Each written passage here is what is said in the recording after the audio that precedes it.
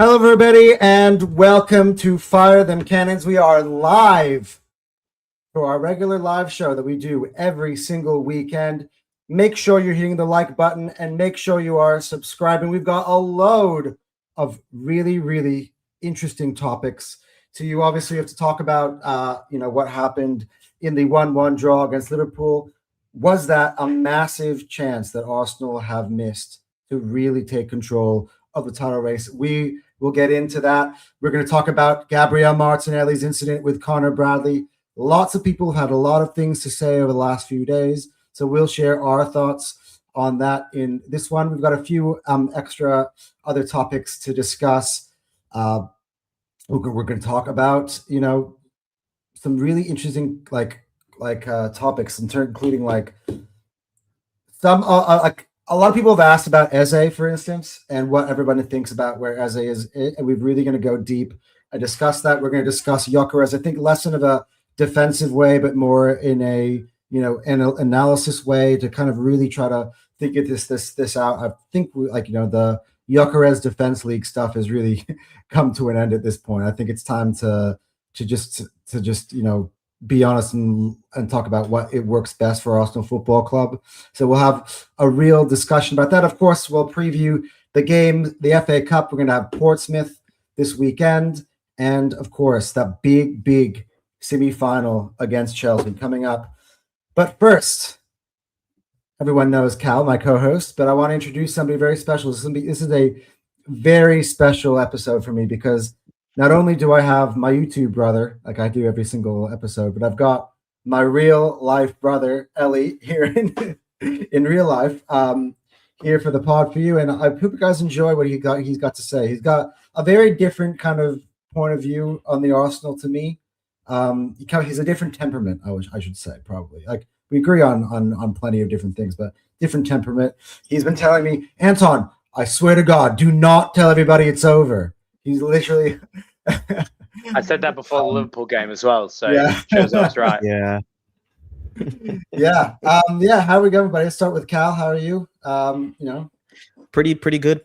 We're also going to talk about the big news, is big positive news for us is Saka renewing that contract, which is something that he's a franchise guy getting franchise bucks. Signing new deals is exactly what we want. Remember to hit the like button, subscribe, and our individual channels are in the corners. So yeah. Ellie, how about you? How are you going, my friend? Not my friend, my brother, but my friend too. Good. Just came back from a week down the coast. Back at work on Monday, so get back to watch Arsenal between 1 and 3 a.m. and get a few hours sleep back on the grind, sort of thing. Looking forward to that, but feeling refreshed. Good to be here. Looking forward to speaking to you guys. Yeah, well, we do have unplanned, when I originally wrote this plan. Since then, we've got some big breaking news, as Kyle just alluded to. You know what? I got to tell you, I looked up her name. Her name is Kate Lawrence. You know who she is? She is the Chief of Communications Officer at Arsenal. And Arteta always says her name. She is so fucking good at her job because what's happened in the last 24 hours in terms of us dropping points to Liverpool, the whole Martinelli thing, Arsenal need a little bit of positive PR. And what does she do? She sends a text to her old friend David Ornstein. She goes, hey, by the way, let's just drop the Saka contract thing. It's been done for ages. I think it's a good time to announce it. And boom, Ornstein sends us a tweet, or an Oren bomb, as they call them nowadays. I'll put them up on the screen in a second once it loads. It said, exclusive, Bukayo Saka agrees new and improved 5-year contract at Arsenal. The 24-year-old England international currently at Arsenal until June 2027. Fresh terms to the summer of 2031 in process of being finalized. Deal to recognize the winger's standing amongst Europe's best. So he hasn't told us the exact number, but as reports have been in previous months, is that it'd probably be around the 300,000 a week number, which is of course, the highest earner of the club. And of course, piggybacking off of David Ornstein, of course, Ellie, do you want to do it? Ellie does the Fabrizio Romano accent. You're going to do it? Here we go. No, That's actually really good. He says, do it, Ellie. Do it for the people. Do it for the people. No. Fine. He says, breaking, Bukayo Saka has agreed to sign a 5-year deal at Arsenal until June 2031, as David Ornstein reports. The verbal agreement has been in place for months and now approved by Arsenal legal side. Official statement to follow. So, let's start with Cal. What's your initial reaction to this news? Bukayo Saka going to be an Arsenal player until 2031. I'm not surprised, to be honest, and I knew it was a matter of time.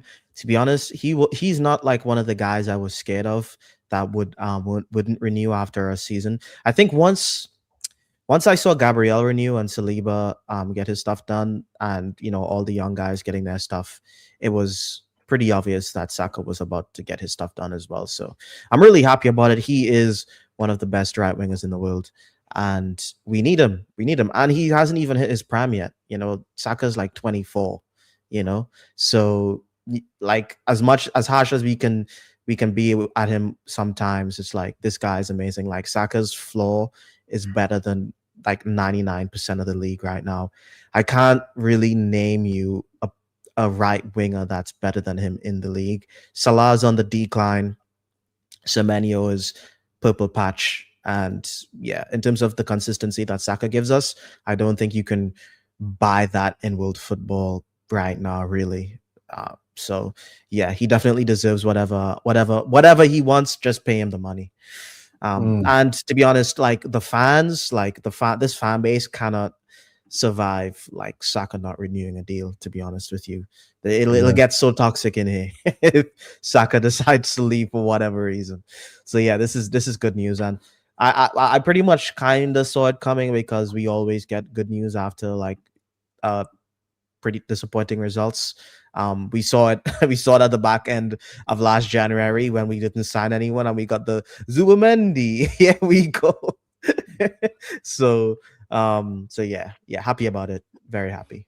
Yeah, and by the way, the Zubimendi "Here we go" I think was literally the day after we got knocked out of the Champions League. Which so like she does not get enough credit for what she does at Arsenal Football Club. A lot of people like to make jokes. Oh, look at this, the PR machine, Arsenal. But there's a reason why our fan base has grown to such a huge level internationally, is because Arsenal are amazing at PR. Whether you like it or not, that's what it is. Ellie, your thoughts on the news on Bukayo Saka becoming Arsenal's highest earner? Let's start with that, at $300K a week. Yeah, I think that would change when Declan Rice is looking for more money. But yeah, he deserves it. You'd say it's the best signing of 2026, and I don't think we'll get a better signing in 2026. So yeah, it comes at a good time for us. Agree that the media spinned it at a good time. Obviously looking forward to whatever videos. The only reason I think it hasn't been officially announced is Renee Slager's just re-signed. So it's a big deal, obviously, in the women's side of things. They always happen to do that. Like whenever, but we know there's a big announcement incoming for the men's, the day before you're waiting for an announcement officially, and they go like, big news for the women's. There was I think we were waiting on Martin Zubimendi, but I think in this case, though, I think it makes sense because the whole Thomas Partey thing was going on as well, and they didn't want. And who else happened as well? The day before that was what's it called? Jota passing away, and that was the day that he was supposed to be announced officially. And then, but no, we waited 2 days. Okay, we're like, okay. And then we were like, oh, we announced the lady who we bought from Liverpool, right? The record signing. Olivia Smith. We're like, we're all waiting. We all think it's going to be Martin Zubimendi, and they didn't do Olivia Smith first. I'm like, but okay. To be fair, arguably Olivia Smith in football history was pretty exciting. First £1 million player. Anyway, we took a big tangent there. Bottom line, Bukayo Saka, he's not just a boy, he's the man. We'll have him till he's 28, 29. So it's pretty exciting. Yeah. And again, I think he's going to be his his biggest, most fruitful contract, I think. Like in his prime of his career, 24. This is when he's going to be worth the most money. You know that he is box office. He's going to deliver you week in, week out. And I feel comfortable with him being our highest earner. Like, yeah, I think that like the fact right now is our highest earner is Kai Havertz, and whatever you want to think, you know, if you think he's the savior, maybe he should be the highest earner at Arsenal. But if you're like me and you see guys like Declan Rice and guys like Saka and guys like Gabriel and guys like Saliba and guys like Raya and Timber, and you goes, why the hell aren't those guys being paid more than Havertz? You know, I think this one aligns right well. I think this is good because one thing I've touched on when we talked about this initially, like Terry asked me about this on the terrace, I think about like 2 months ago, on Six Side. I think Cal, you were there, and I said, look, when you have a Saka at the top of as your highest earner, the whole wage bill it aligns. So when you get new signings and stuff, right now, like for instance, you go out into the market, you buy a new player, and it's harder to negotiate because they'll be like, hey, I want 300K a week to come to join Arsenal. And you'd be like, and usually they'd be like, yeah, well, Havertz is paid 290, so why shouldn't I get paid 300? Now, with Saka being paid 300, you go, hey, well, Saka's our best player. Are you going to be able to show us the output of Bukayo Saka? Because that's what 300 is for us. And it gives a lot more. Attackers also always get paid. They just always get paid more as well. So, at this point, the only players that would be getting paid more than Saka coming in would be players that we're probably never going to get, like Mbappe and Haaland. Those guys. Yeah, absolutely. And so, for you guys who don't know, as we'll move on past this, although we have a lot to cover on the show, and I've got stuff excited. While this is incredible news, I don't think there's much more that we can all say. But guys, in the comment section, in the live chat, let us know what you think about Saka, and him signing obviously a new deal at Arsenal Football Club, which I think is fantastic news. I don't think we haven't played. And Kurtan Shetty says, I think we haven't played well against the big six teams except the Spurs match. Yeah. Well, not well. To be honest with you, we absolutely destroyed Aston Villa. We beat Man United. Yeah, we beat Man United. Well, he said played well. We didn't play well against Manchester United. Yeah. We just kind of won. We won the game. I mean, yeah. Well, do you count Villa, who are right now third in the Premier League? Yeah. Yes. But Villa is like this season on form. Villa is definitely big six. Spurs is definitely not. Manchester United is. I think yes. Chelsea yes. But Spurs definitely no. I think the only team that we played well against was Aston Villa. I think we're gonna touch into this because we're going to discuss kind of how things look like for Arsenal, Man City. There are a lot of narratives like that being thrown around. I call them Big Eight, to be honest. I think I throw Villa and Newcastle now into it, and I consider those to be big games. I reckon Curtin Shetty's completely forgetting about our big 2-0 win against Brentford. I mean, we are smashing top 6 teams. And let's never forget Big Gabriel destroying the hearts of the Tsunami as well. So I think the top 6, I don't know what 6 he's referring to because the Spurs are certainly not in the top 6 for me. So let's just focus on what's in front of us. That's to be honest, like Aston Villa and Newcastle are much bigger games right now than Spurs. Spurs, we're just gonna walk all over them. Yeah. Well, I'm keen to chat about it later, but I think the next Spurs game and everything that happens from now until then will be quite season defining. Or actually, the flank between the third round of the FA Cup and the fourth round of the FA Cup. After that will be that Spurs game, and that we could make a big statement there, depending on what we do in that period. Yeah, man. Yeah, DWTT. Yeah, DWTT. Yeah. Well, welcome to Fire Them Cans. Make sure you're liking and subscribing. If this is the first time you've seen your comment, welcome. Now, guys, for you guys who do not know, I did say at the top of the show that the man sitting now to my right, in the middle between me and Cal, happens to be my brother. So for all of you guys who are curious, this is your opportunity now. If you guys have got any questions throughout the show to ask Ellie about me that I might not ever answer. Now is your opportunity. So that'll be, you can ask him in the comment section. He will answer. But first, I did actually have done this with Ellie on this show, but no, the channel was much younger back then. We didn't have as many people in the live chat back then, so now we do. I know the answer to this question, but Ellie, tell us about how you became an Arsenal fan. What do you love about this club? Your connection with the football club. I always like to say that Arsenal's like the family religion, even though we're Jewish, we're more Arsenal fans than that, I think.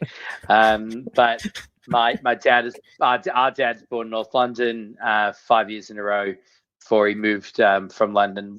It was a season ticket holder. The only thing I was born and had no choice to do was be an Arsenal fan, and it's brought me lots and lots and lots of pain over the years. A few good moments, a few heroes, lots of tears, some happy, mostly not so happy. If we can lift some silverware or some, particularly the Premier League this season, I might be in England. I've threatened to fly there. I've got a couple of Qantas points banked up, so get me there in May. I look forward to crying with the cup in our arms. I've threatened to go there too. How about we, and Cal will come as well. We'll go. If you're going, I'm not going. That I want to fly. Yeah. You might get arrested on the. No, he's like, he can't be seen with me now because, half of the UK hates me. He'd be like, "Oh, it's the guy who's fucking super arrogant about Arsenal." And Ellie's like, "I don't know this guy at all." After that stream, if you show up on the terrace acting up after we won the league, it's gonna be dark. Mate, I'm ready for it. I really, to be honest, I could give a fuck if we win the league what anybody thinks about me. Of course, 100%. So don't let anyone. Yeah. Anyway, should we talk about it, fellas? Because I guess we have to. But I don't. To be honest, I think I'm going to ask the question to both of you. Let's start with Cal, obviously, because it's his show as well. So as my co-host, and I'm also interested to hear what Ellie has to think. So the question is, and then you can give our analysis on the game. I actually have seen your video, so I kind of know what you're going to say. Was this a missed opportunity to go 8 points clear and really take control of the Premier League, or is it a good point gained against the defending champion? We're still 6 points clear. We take it. We move on. We don't have to play them again for the rest of the season. What's your headline in terms of those two options of how you feel about the season? I don't think those two options are mutually exclusive. I think it's 100% a missed opportunity. Obviously, playing any team at home with the opportunity to go 8 points clear, it really didn't really matter who we played. Dropping points is a missed opportunity. It always is. Based on that performance, we got away with it a little bit, walking away with a point, because that was a disgusting performance. That was terrible, horrible. Especially that second half was probably the worst half of football I've seen us play this season, and it was disgusting. I didn't enjoy watching it. We were uncharacteristically lethargic, losing the ball. We gave Liverpool possession but didn't counterattack. So we were like, yep, yes, we can't break you down because you're playing this mid-low block in the first half. Here's the ball. Oh, wait, we're just not going to press you and you're going to bop us around the park and create better chances than us. So yeah, it was and their players decided to level up as well. Gravenberch had an amazing game. So it was never going to be an easy game. It was never going to be as straightforward as people were saying. Hassam was doing a psyop saying he that does this all the time, by the way. It's like that was never going to happen. Even a scrappy, I would have taken a scrappy 1-0. I think we all would have. Yeah, and the league is not that easy. Respect the league. It's not. You don't just win. So yeah, it was I walking away with a point. I'm not too mad at it just because we're still 6 points clear. We're still in control. And we're done playing Liverpool. We're done. We played the 2 games. It's kind of sad that they've gotten 4 points off us, based on how crap they've been this season. And they managed to stop us from scoring twice.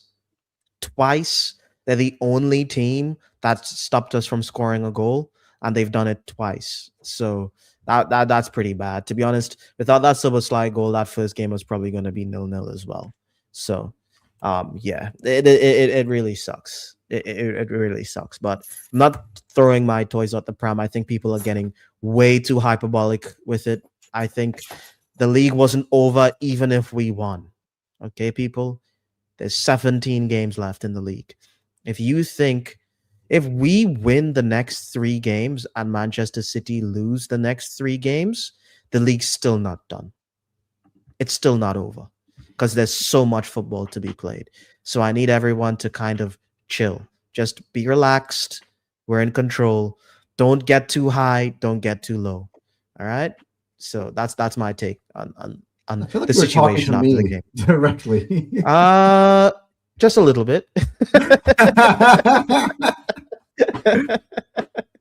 When I say don't get too high. Ellie's sitting there being like, "Oh, I like this Cal guy already." That's exactly what I was trying to tell my brother the other day. when I specifically say don't get too high. For 28 years, I think. Yeah. Oh, come on. Do not say that I was claiming we win the league when we were really crap. Like, that's that. No, that was a joke. Yeah. That was a joke. Yeah. That was a joke. Yeah. More about getting overexcited. Yeah.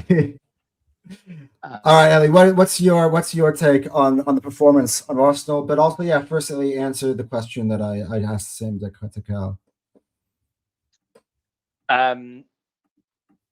Look, it's going to have to be a missed opportunity officially. I agree with what Cal says. You're at home. Ultimately, if you look at the corresponding fixture, City beat Liverpool 3-0. So it's we've dropped 2 points. It's a good point, but we've dropped 2 points in the title race. In the grand scheme of things, though, Matoma gave us a free hit at this game by scoring that goal in the 60th minute, right? So, honestly, it's probably a worse week for Man City, right? They've, we beat Brighton. They've dropped 2 points. They beat City at home, and we've dropped 2 points. But they probably dropped a worse 2 points. So in terms of the title race, I actually would argue we're in a better position than we were at the beginning of this match week, psychologically, if you look at the big macro picture of things. That's looking at the title race. In terms of the specific game, I don't want to re-say anything that Cal said, really. So I agree with a lot of what you said, mate. We weren't good enough. That second half was the worst and the least ambitious half of football I've seen from Arsenal Football Club this season. And Arteta, I think, wasn't creative enough. I don't think he was wrong, but wasn't creative enough with his substitutions. I would have loved to have seen Marino being put on, particularly when Eze was on. I just don't think Gabriel Jesus and Eze really can work together in the same space. They're two similar amount of people. They're both trying to do similar things on the field. So I don't think Arteta really got the tactics right, nor did he get some of the subs right. And I'm not normally critical of Mikel Arteta. We got absolutely outplayed in the midfield. We got overrun because Florian Wirtz as a false nine was just overcrowding Rice and Zubimendi. They couldn't go anywhere. First half they were being a bit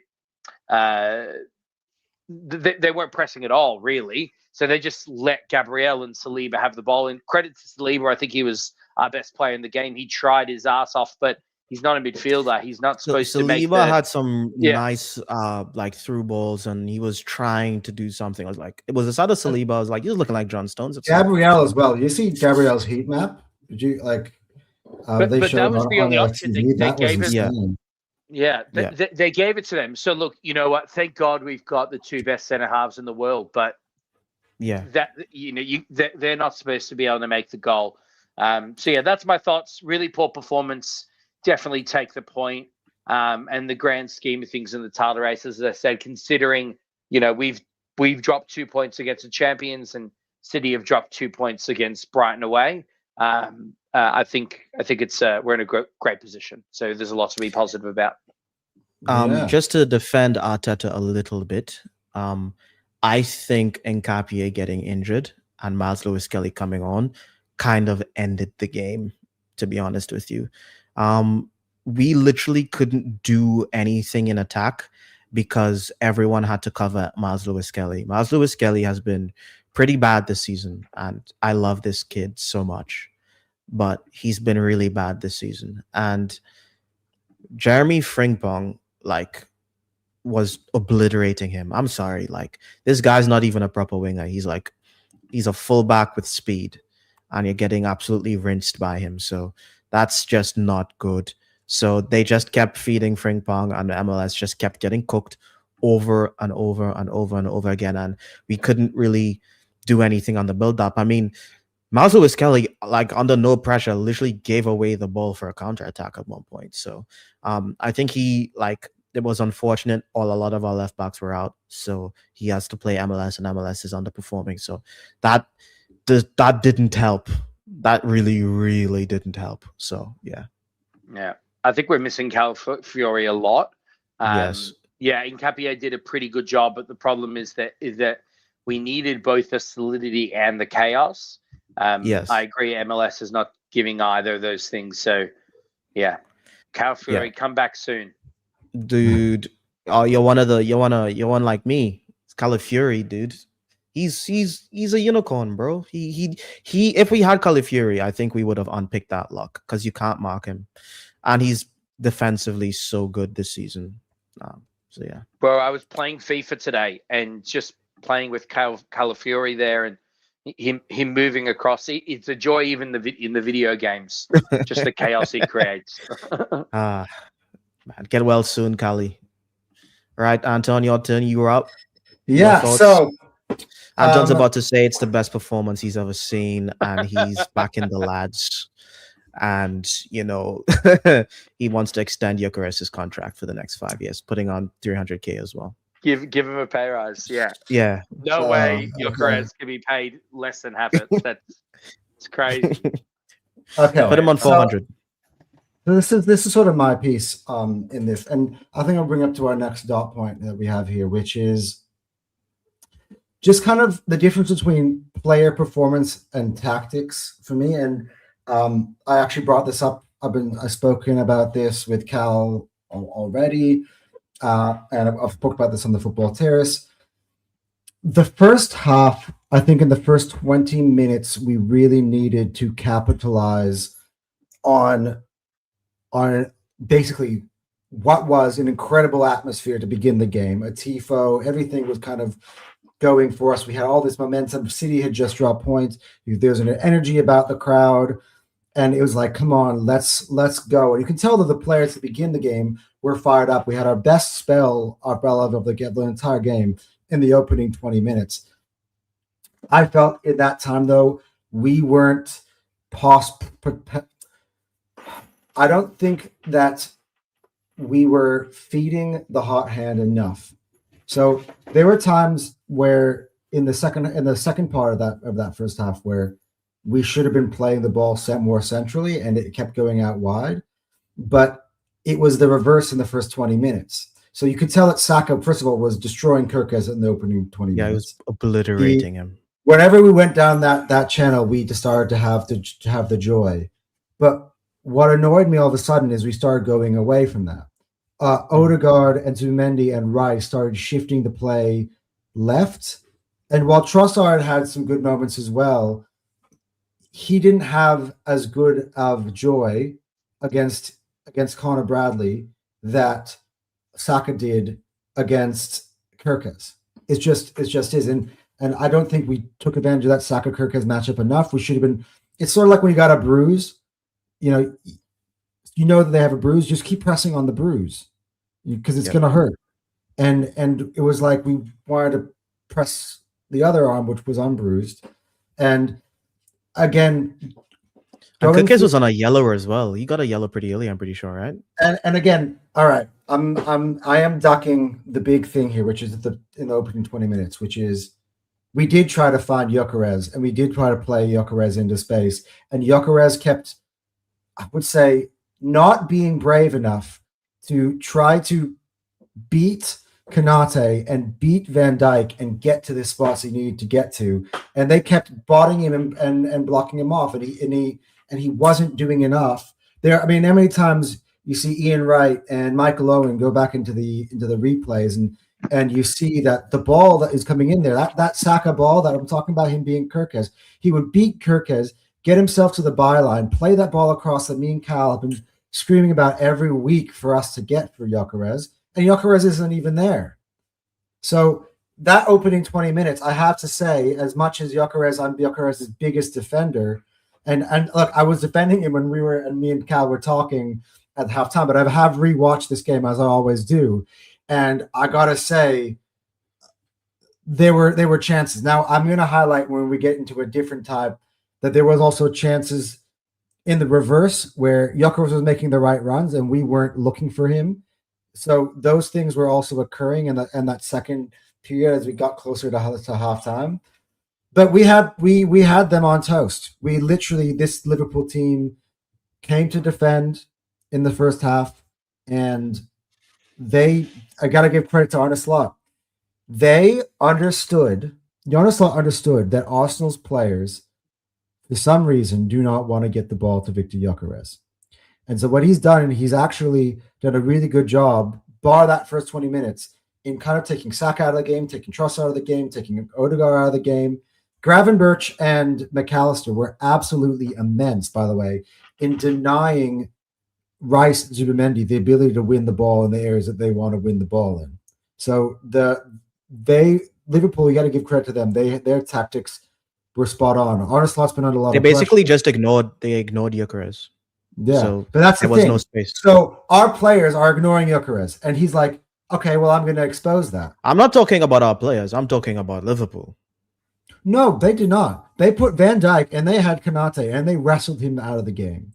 They did. I mean, they basically made it for Gyökeres in his head. I'm like, first off, to get to the ball, I'm going to win a fucking wrestling match, and then I'm going to have to try to get to the ball. And Konate, I got to say, every single time we play Konate, you can tell he's a super strong dude. Now, when he plays, Konate is an absolute unit. Like, so when you watch him play other teams are fucking exposing him. I'm like, is this the same? Oh, because that's because you can technically you could beat Konate. It's just if you're literally just running into him with your back turned and trying to get the ball, that's never going to work against Konate and Van Dijk. Yeah. That was never going to work. So this is going to be my main contention here about the second half performance and Mikel Arteta, and we do have comments in here. It's from David. That second half performance, a lot of people, including Cal, I think Ellie as well, just now as well did, and people on the post match, everybody criticized Arsenal's second half performance, and I do think performance is the key word. But I kept saying to Cal, and Cal kept saying to me, like, Anton, what are you talking about? And now I'm going to tell you what I was talking about in terms of I actually thought the tactics from Arteta were exactly what I would have done. So I was thinking about at halftime. Unlike, I'll give you an example, Wolves, Brighton, or some of the Pistol Palaces of the world, all the other teams we played at home, Liverpool are Liverpool. They are a team that's got incredible talent going forward. They've got game changers. Now, the biggest three threats attacking-wise in terms of finishers were gone, but you still had the likes of Fleury and Vert, still had the likes of Cody Gakpo. You still had, Frimpong, who was having lots of joy throughout this game. And eventually, they are going to, if they give them the ball and you start to sit back, they're going to obviously take the ball and they're going to start to try to play their game.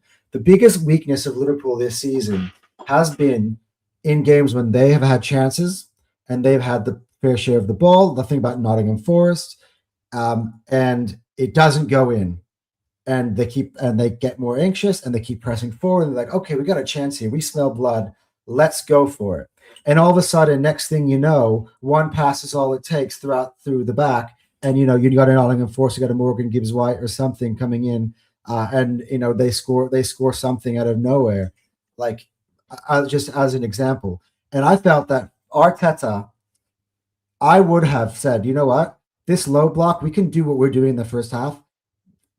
Liverpool have got something figured out. So let's try to move the chess pieces out of the way. Let's try to get them to come out of the shell. Let's see, instead of retreating, let's get them to sort of attack and open up some spaces and some more avenues for us. I think that was going to be our best chance. So I think that's why Arteta was like, because it's very weird for us to be able to be completely controlling the game and to be really just front-footed for an entire 45 minutes and all of a sudden be the exact opposite coming out of halftime. And for them to the point where they actually end up having 52% of the possession at the end of the game. One time, I think they had 79 to 21 in a 10-minute period against Arsenal. And for me, I'm like, now this is intentional.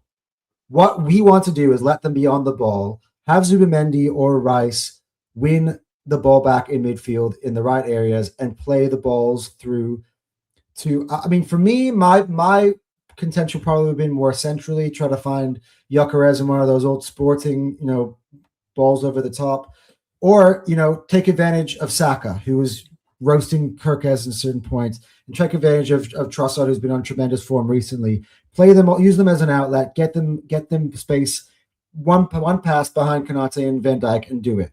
The problem is that Gravenberch and McAllister were absolutely incredible. They did not, under any circumstances, let us win the ball in that zone where we needed to win right before. How could we win the ball back if we weren't pressing? So we literally just let them have the ball. We stopped pressing. Okay, this is why we stopped pressing from the front, but in the defensive part of the pitch where they push us back, we're going to try to win the ball back. Hence, I'll give you a few examples. I'll lay one. Zubimendi wins the ball back. He plays this is when, by the way, made the sub and Madueke is in. He plays a long ball to Madueke, which is exactly the right concept. Madueke that actually does beat Kirkes, gets around the edge, tries to play it across, and Jesus is nowhere to be seen. If someone is sitting there in that right area, that's exactly the concept that I'm going for. He had a few times with Martinelli. That wasn't Jesus. That was Martinelli. Martinelli was the closest to the ball, and he makes the wrong run. Martinelli could have been there. Right. Yeah. So Jesus was actually nowhere, which is my problem. When I say that Arteta got it wrong, he didn't recognize that our issue is that we were overloaded. McAllister and Gravenberch were able to have a great game because Wirtz was overloading the midfield. What we needed to do is recognize early on, 55th minute, that we're taking Gyökeres off, we're putting Mikel Merino on. Right, who arguably should have started since the beginning. Now, maybe hindsight's nice, but then we would have had an extra body in midfield and actually then be able to do what you're describing. But Rice and Zubimendi couldn't do shit because they were overloaded the whole time. And that's where I think Mikel Arteta got it wrong. Instead, he wants to give Jesus his time, and to be honest, Jesus did nothing. And I actually think that we would have been better off with in that instance than Jesus coming on, actually having Gyökeres on with getting on the end of one of those Madueke balls. I would have. To me, I don't understand why we brought. This is why I disagree. And this is why I disagree with the tactic shift, right? Because in that first half, the main problem was that we weren't getting at the end of our chances. We were creating the chances. We were beating. Our wingers were taking on their fullbacks. They were getting into the box. They were creating chances. We weren't getting at the end of those chances. That was the biggest problem. And this Liverpool team was so fragile mentally this season. Konate or Van Dijk or one of them was going to fuck up. They were always going to fuck up if you kept putting the pressure on. It doesn't make any sense. That's the idea of that in terms of trying to expose that. And No, making like them if push putting up the rather pressure than being on in the is defense, keeping the possession and just if you want to play this low block game, keep doing it. We will keep pressing you. We will keep attacking. If taking a step back and giving them the ball is exactly what they want, relieving that pressure. Now they have time on the ball. Now they can build confidence with playing out from the back, and that's what they did. We gave them the ball, and they literally got confidence. Why do you think McAllister and Gravenberch look so good in the second half and Wirtz? It's because we gave them the ball and they were playing the ball around and they literally built confidence. Giving, like, I'm sorry, I really hope this wasn't a tactic thing, because giving Liverpool the ball at home and just watching our crowd die because there's literally nothing to cheer about is actually actively killing the game. Okay, you literally just killed the game. I would say that because the crowd, version of it was different than my version of it. I will yeah, say because you've killed the game because now Liverpool has all the possession. You're not pressing from the front. And now all their players are building confidence and they're creating chances. So that was just the wrong call. If that was like an actual, if that was intentional, that was just a wrong. I tend to agree with Cal. Right, you either are patient with Plan A, right, which means okay, they're going to stay in the low block. We continue to do the thing. We trust ourselves to pick the lock eventually, right? Or fight fight the fact that we're getting overrun in the midfield and bring on Marino for Gyökeres. But neither of those things happened. Yeah. Look, just want to read these three comments before we go on. David, thanks for being here. David, you're always here. Big ups to you, dude. How long will this Gyökeres defense of yours last, Anton? He has not been good enough. Dare I say it? Sesko has scored more goals. Genuinely. Where would the line be for you with Gyökeres, dude? If I just want to see Gyökeres score a goal like what Sesko scored for Manchester. Well, look, it's becoming embarrassing now. All right. Well, we will discuss this further later on. A different topic about this. We have a section on that. So I will answer David. Kurtan Shetty. Yeah. Kurtan Shetty says Havertz will start once back. Yeah, he will. But to be honest, I think Havertz might be. I don't think we're going to see Havertz this season, dude. Like, this guy was supposed to be back like 2 months ago, and they keep delaying it. Something's not right. PG, hey man, you're always here. Big ups to you. I think you're wrong. I think we'll see him at Portsmouth coming off the bench. Hopefully. I think we should and played ball over the top. So someone agrees with you, Ellie. Okay, cool. So, yeah. So those are the comments. Not much to say. I know I'm right. So thank you very much, PGT. Yeah, Jesus. And this is what on the whole Jesus thing, like I was defending Gyökeres a lot, right? And the reason I was defending it, I was mainly trying to kind of kill the narrative that once Jesus and Havertz is back, they're gonna cook. Like, we know what these guys are. Like, I'm not gonna do revisionist history on players that weren't good enough. I'm just not gonna do it. I'm not gonna put Gyökeres on the altar just so people can feel good about players that we don't want at the club. That we wanted to go out into the market to get a striker because Jesus and Havertz weren't good enough. So yeah, I'm not doing revisionist history on that. Kurtan says we should sell Jesus. I don't know, man. I think he not right now, but not now. But it might be in the summer. Yeah. Look, again, my thing about Havertz is still that he's going through a process. So yes, he may well be the perfect medium between Gyökeres and Jesus, where he's got the technical ability, but he's also can finish, and he can also hold up the ball and bring players into play. And give space to others. So I think there is that, but he's still going to be a while. He's got to play 10 minutes, 20 minutes, 30 minutes, play the first 60 minutes. I'll tell you when I think we need Havertz. Havertz is not our best striker. He is our big game striker, right? So Liverpool, City, and then when we're really going to need him, it's okay. Let his recovery take time. We're going to need him in March, April, May, because he's going to be the guy who's in your quarterfinal, hopefully semi-final of the Champions League. He starts. True. That League Cup play. Yeah, right? So I agree with that as well. I actually agree with that too. Yeah. Whereas I'm actually happy for Gyökeres because we bought Gyökeres to turn those draws against West Ham and Fulham, etc., into wins. That's why we bought him, right? That's where we have failed in past seasons. Arguably, he's good against the shit teams, so maybe that's where we should be judging him. The thing is, right? This is my problem with Gyökeres right now. It's that against Liverpool, I wanted him to win the game. I don't think there's been a moment this season where he has won us the game by himself, and that's why we wanted. This comes to my thing about why I hate that he subs him so early. I get the performance isn't good, but sometimes he takes a moment in the second half that I see. By the way, he did have moments where Jesus was there where I would love to see Gyökeres do it. I'm going to show you an example, a very specific example, in the end of the first half. Just the way that we kind of play with him. At certain times, it's just wrong. Like some parts about this frustrate me. Yes, I am starting to come down to the idea here that obviously Arsenal Football Club is a meritocracy.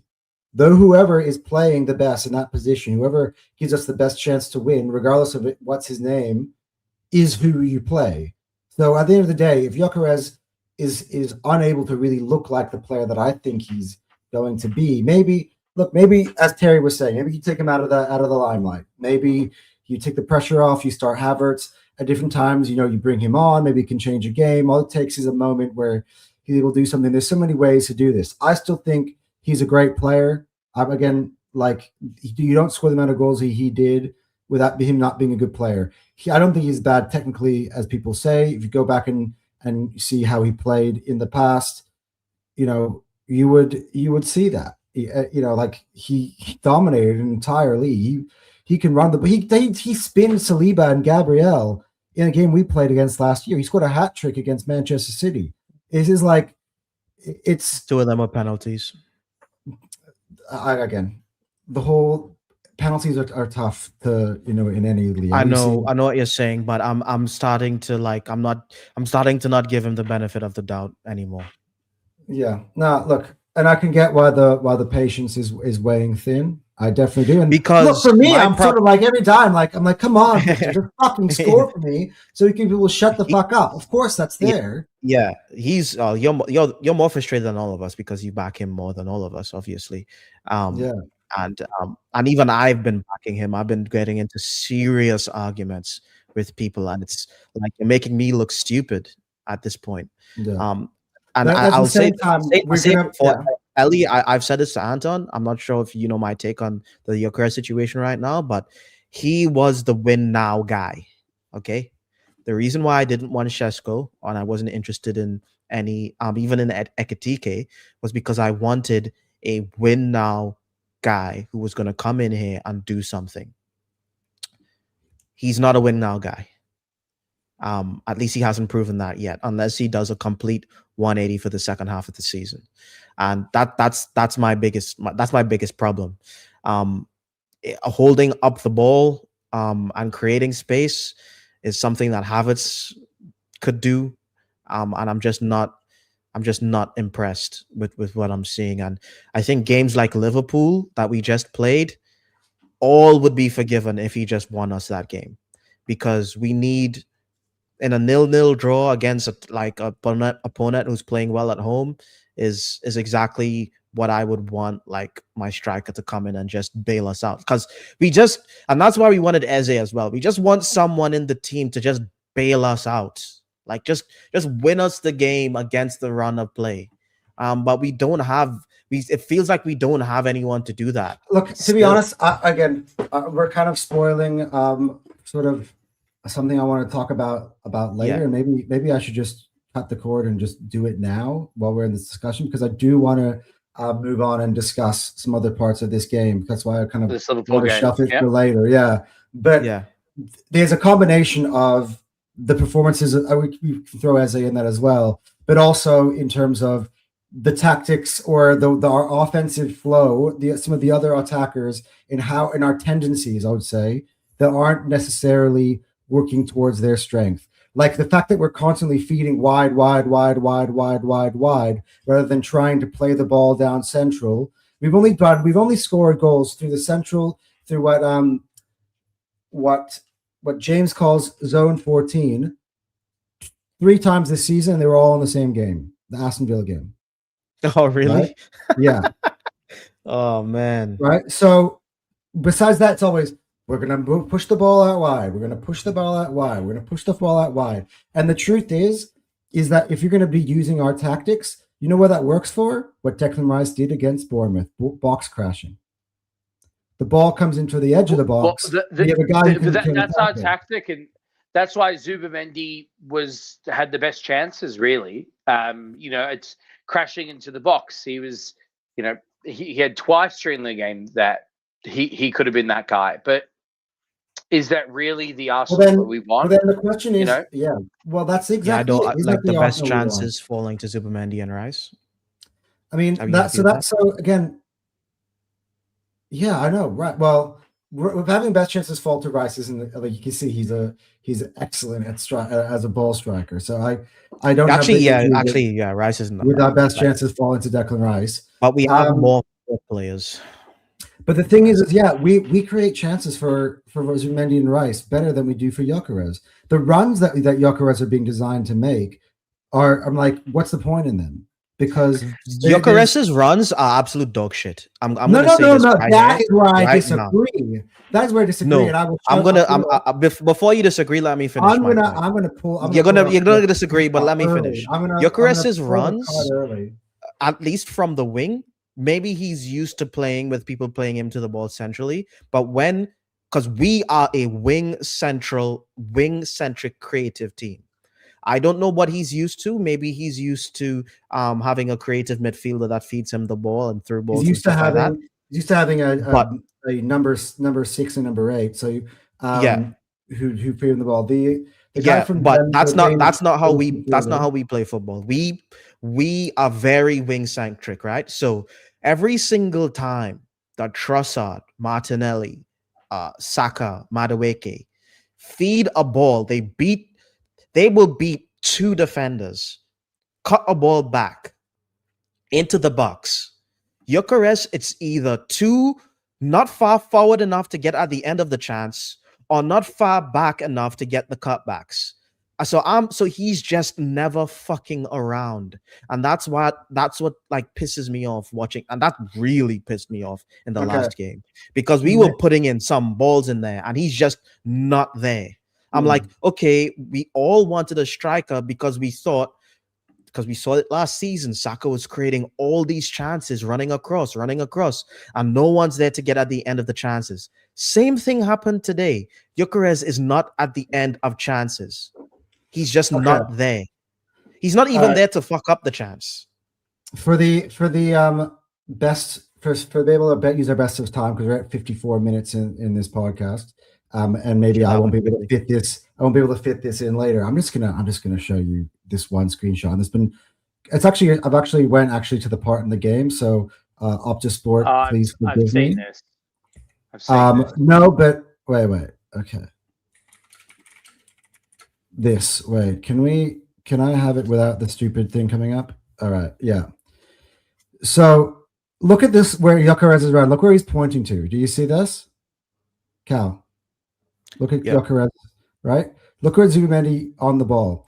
Do you know where this ball goes to? I can't play it because obviously I'll get copyright strike. I can't hit the play button.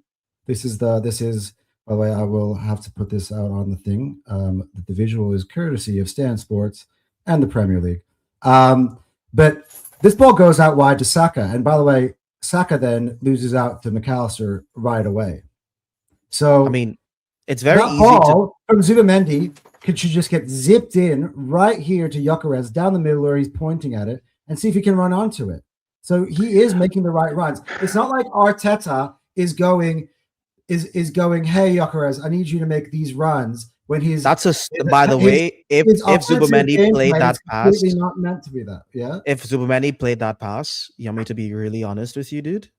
If Zubimendi played that pass, that's Kevin De Bruyne-esque. Like, first of all, we're looking top down. So it's very easy for us to take a look at this chance. When I'm looking at this, I'm seeing that there's two defenders ahead.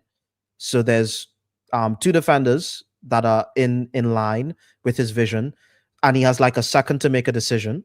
That is, and Gyökeres is literally behind in line. If you draw a straight line between Zubamendi and Gyökeres, there are three players in the line of sight. Could potentially be stopping Zubamendi from actually seeing the run. If he plays that pass, that's a Super Bowl. Secondly, is that what we need in order for Gyökeres to score? Fucking insane Super Bowl. So he's like potentially 1-on-1. Like, what are we doing? Like, I know what you're saying. This is like if this was Odegaard on the ball, I would want him to play like that. But Zubamendi isn't like that's a Super Bowl. Zubamendi does have that. Like if he pulls that off, if he pulls that off, that's an amazing pass. That's sensational. Like, I can't ask Zubamendi to do that. Miguel, it's a good run, but I agree. But and also, to be honest, in football, that you could pause the game at multiple points and say that guy could have made that pass, right? It's the easiest thing to do in football analysis, right? But I tend to agree. That would be an absolute brilliant pass, and yeah, I think it's too much to ask. He would actually, because first of all, like they're looking at him, so they're trying to close him down. He would literally have to, because if he tries to do a straight pass, it's going to get intercepted. He's going to have to curl it in a way so he beats the two players on the left, and it has to curl and stop before Van Dijk, who's trying to run onto the ball. Absolutely, like that'd be. It's said in the comments. Van Dijk's onto sniffing that shit out, bro. And like, he's right there. if he plays that, he has the touch to stop Konate, who's literally just sprinting behind him, to control that, beat him, and get onto it. Like, that's a Super Bowl. And it would take an amazing touch. And it would be a brilliant goal if scored, but that's not a chance where I'm looking and I'm going, man, like, why aren't you finding Gyökeres? I get you, but this is main to the point of Gyökeres never makes the right runs. I think he's making many runs. Like, by the way, there are about 3 or 4 of these already in the other. I just don't have time to go through the game and pause them again. But there are about 3 or 4 of them in my rewatch that happened in the first half, where he is making the right runs, and he wouldn't be making these runs without the instruction. So if, for instance, if he was needing to box crash or drop a bit deeper so we could throw into him, Arteta would have instructed him to do so, which is why, for me, I'm a bit confused as to what we're doing with him, because he's just not in the right positions, dude. I think it's pretty obvious, because his acceleration is not good. Like, this is like my biggest problem with him right now in terms of his physical attributes. His acceleration is not good, so when we try to cross into the box, he literally cannot sprint away and beat defenders, so he's always second to them. And he doesn't drop deep for cutbacks. So what he's trying to run forward and get at the end of things, but he literally doesn't have the physical attributes to do it, and he doesn't have the connection to actually sit back and take the ball in space. So yeah, he's just not doing the right things, to be honest with you. Anyway, for time purposes, we probably should move on. Look, look. At the same time, I think you're right. I think to wrap this up, though, is that it just. Can I give my point of view very, very quickly? Just on the whole Gyökeres thing. I think, and maybe this is not so exciting. I think it's early in his Premier League career, and he's a good striker, but I don't think he's a good starting striker. And I think the prospect of bringing Gyökeres off the bench for Kai Havertz is going to be a far more dangerous than bringing on Gabriel Jesus off the bench. And I think that then he gets a couple of goals off the bench. He starts to have confidence. And then at that point, you can really have that sharing of game time between Havertz and Gyökeres. So bring on Kai Havertz. And I think that should bring out not the best, but some more in Gyökeres. Cal knows why I'm smiling. We smile because we have Gunas therapy in the building. It's either positive or negative, Dan. They This both hate one's your negative, Dan. This is one's negative, Dan. Positive Dan also hates Gyökeres. It could be either one, to be honest. And he says no shots in 7 games is like, come on, like that's no absolute shots in 7 games. That can't be a real. I remember him taking. When was he took a shot recently? Surely. When? Here you go. See, when did he? I know my boys. Realist Gunner right here. Kurtan, before we get into that, I just want to. Yeah, go on.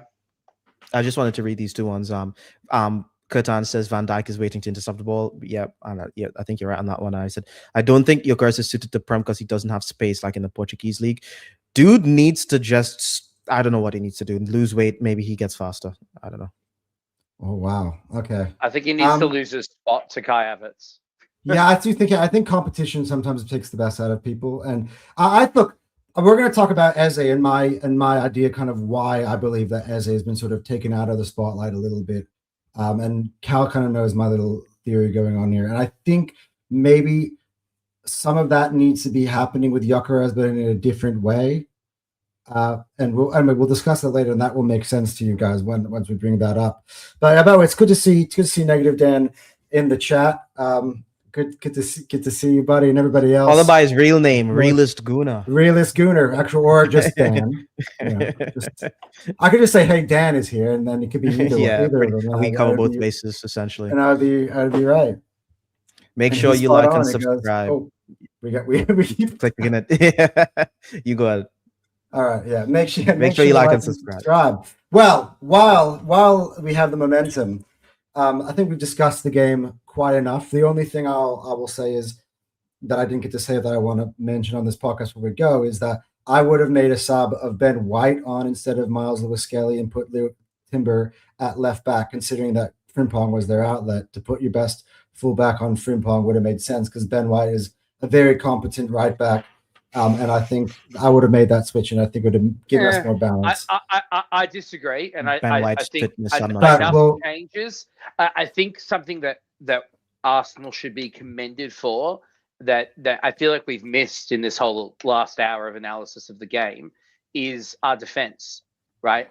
In 600 games, right? It's first time in 600 games that Liverpool haven't gotten a shot on target, right? Our defense keeps standing up despite there being 9 different starting defensive lineups in the last 10 Premier League games. Despite that, we've stepped up, and that includes Miles Lewis-Skelly, includes everyone. And I think I think a part of that continuity is a group of 8 defenders who work together and have a certain structure they follow. And I think bringing, Miles Lewis-Skelly's been named on the bench. Ethan Ranieri has been left off, right?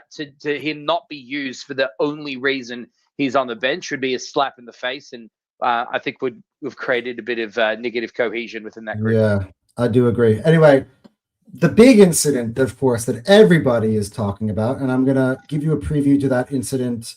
I think I'm actually going to move us back into old screen share mode. But these comments, by the way, of course, have been coming out recently on all the media, and I'm going to bring up. No, that's what we said. Gunnar. These had shots off target. Our offense is the best, but the stat is flawed. Now, yeah, we said it was. We said it's in 600 games they didn't have a shot on target. Yeah. So everybody saw what happened with Gabriel Martinelli. I want to get everybody's kind of take on the Gabriel Martinelli incident, but we do have some clips to play. We want to really just kind of discuss this because obviously it's not in much football, but I think it's important that we're here to discuss these type of things, because I think sometimes the national media can go ahead and take things in the wrong direction and blow things out of proportion. I think we should all agree. I don't know if we all agree here that what Gabriel Martinelli did to Connor Bradley was wrong, right? I think we all agree that it wasn't it was wrong, for sure. Sort of behavior. Yeah. My opinion on this still is that I still don't believe that Gabriel Martinelli understood the severity of the injury. Of course not.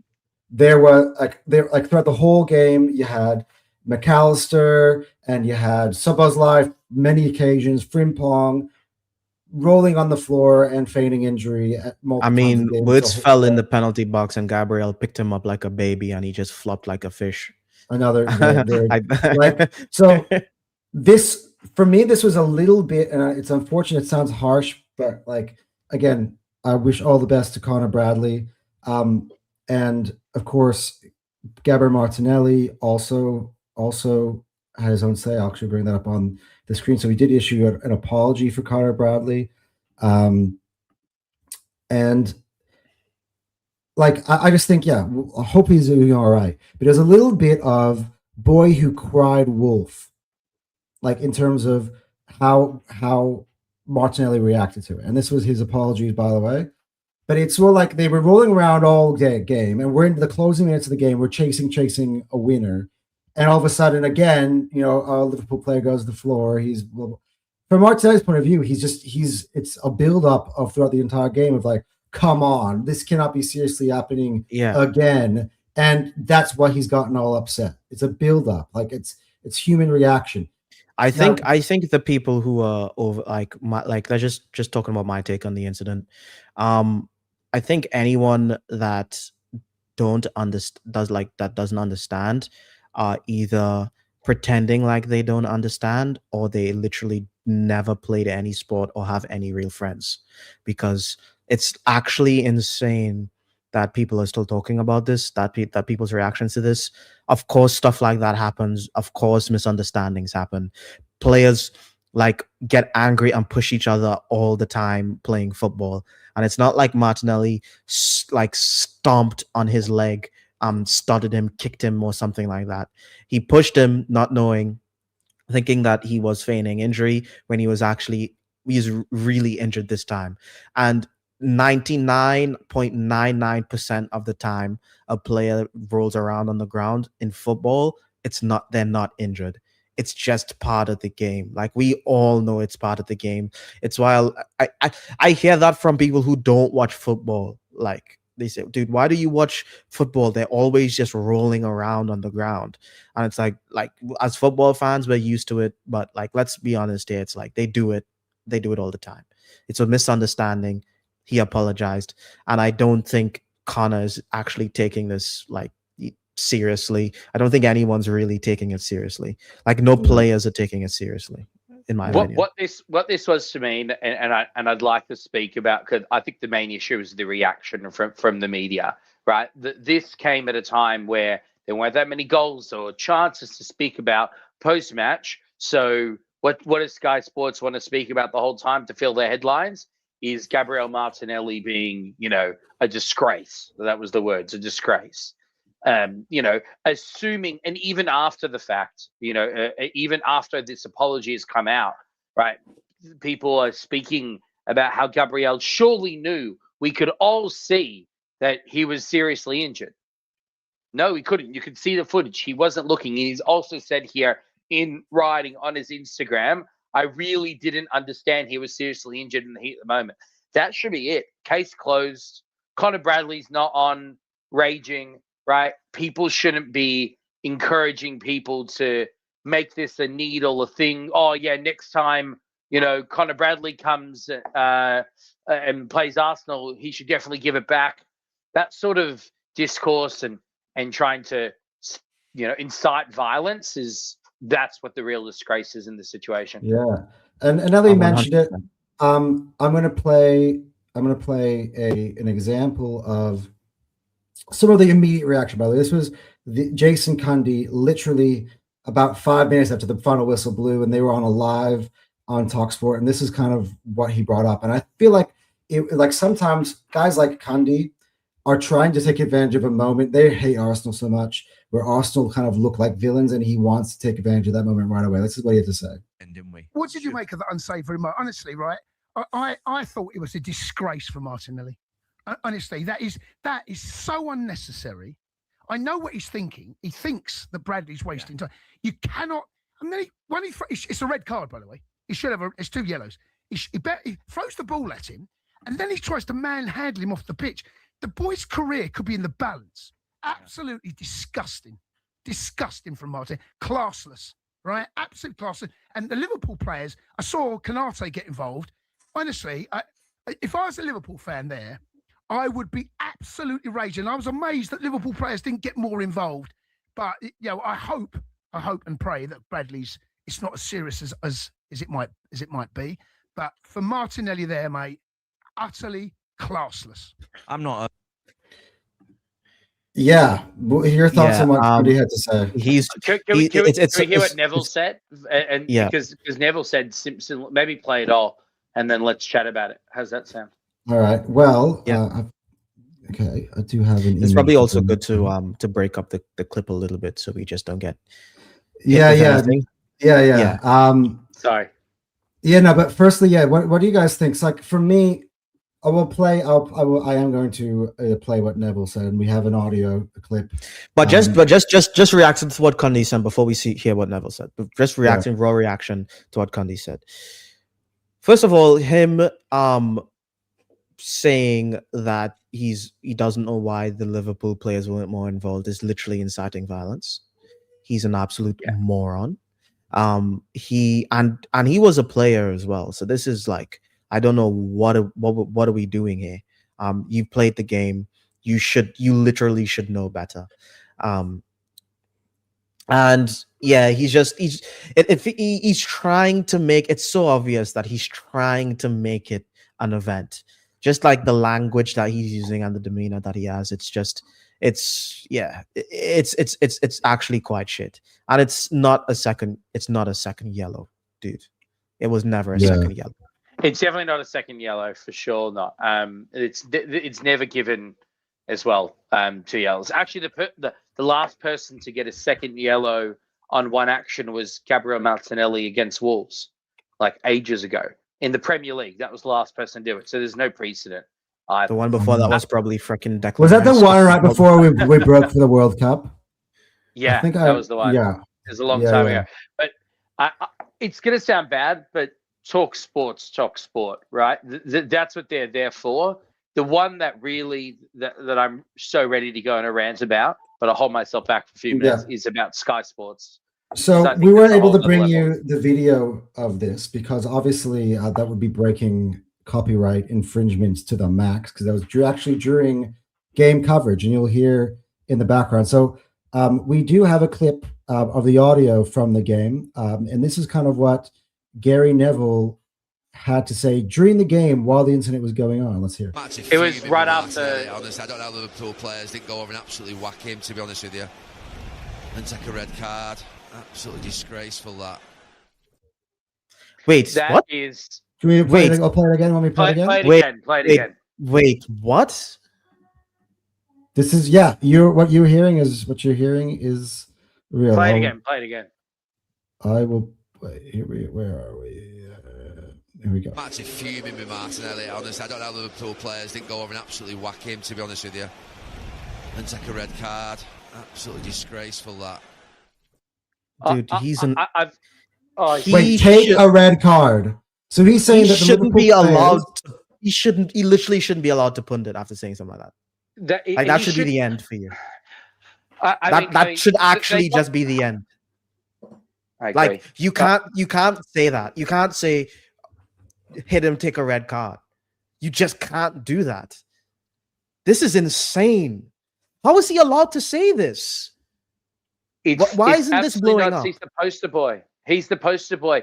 And not only that Anton can show later on, but like his Sky Sports guys are backing him up. Roy Keane backed him up. Everyone's backing him up. This is the most insane shit I've ever heard. This is actually the worst thing I've ever heard. He's the number one co-commentator for Sky Sports, right? They have to have some sort of integrity to their coverage, right? Children, millions of people, including children, listen to this, right? Firstly, it's stupid, right? Okay, really take a red card, and then you're going to be in trouble in the last few minutes of the game and maybe lose. And then also it's at least a 3-match ban, if not more, because it's intentional, violent intent. I'm sure that's exactly what they need. It would be more than a 3-match ban if you go out there. It'd be 5-match ban. The hero of this situation is Allison and Gabrielle, and whatever Allison became in that moment. He became. You can see it right here. Teammate. Look at this. It's in the photo. Yeah, you can tell that they're trying to explain the situation and they're trying to calm the situation down. Everyone's trying to calm down. The players on the pitch are calming down and they're trying to solve the situation themselves because it was a misunderstanding. And then we have older footballing legends who've played the game and are older in their fucking 40s, 50s, should know better, saying that I whack the player, take the red. Are you out of your mind? This is insane. I didn't know it was this bad. Joke. Like you said, or Gary Neville said something. I'm like, oh, he's probably just talking shit again. I didn't know he literally just incited serious misconduct and violence. And then he backs himself up. Yeah, so here that was in the heat of the moment, and then he backs himself up later on. Yeah, here we go. This is what he had to say. You summed it up perfectly. I was a little bit emotional in terms of, I think I called actually Martinelli an idiot, which maybe I shouldn't have done, but it was idiotic what he did. It was poor. You said it in a lot better than I did, and a lot more graceful than I did, which is not unusual, which was to read the room. He didn't read the room, Martin. It was really poor.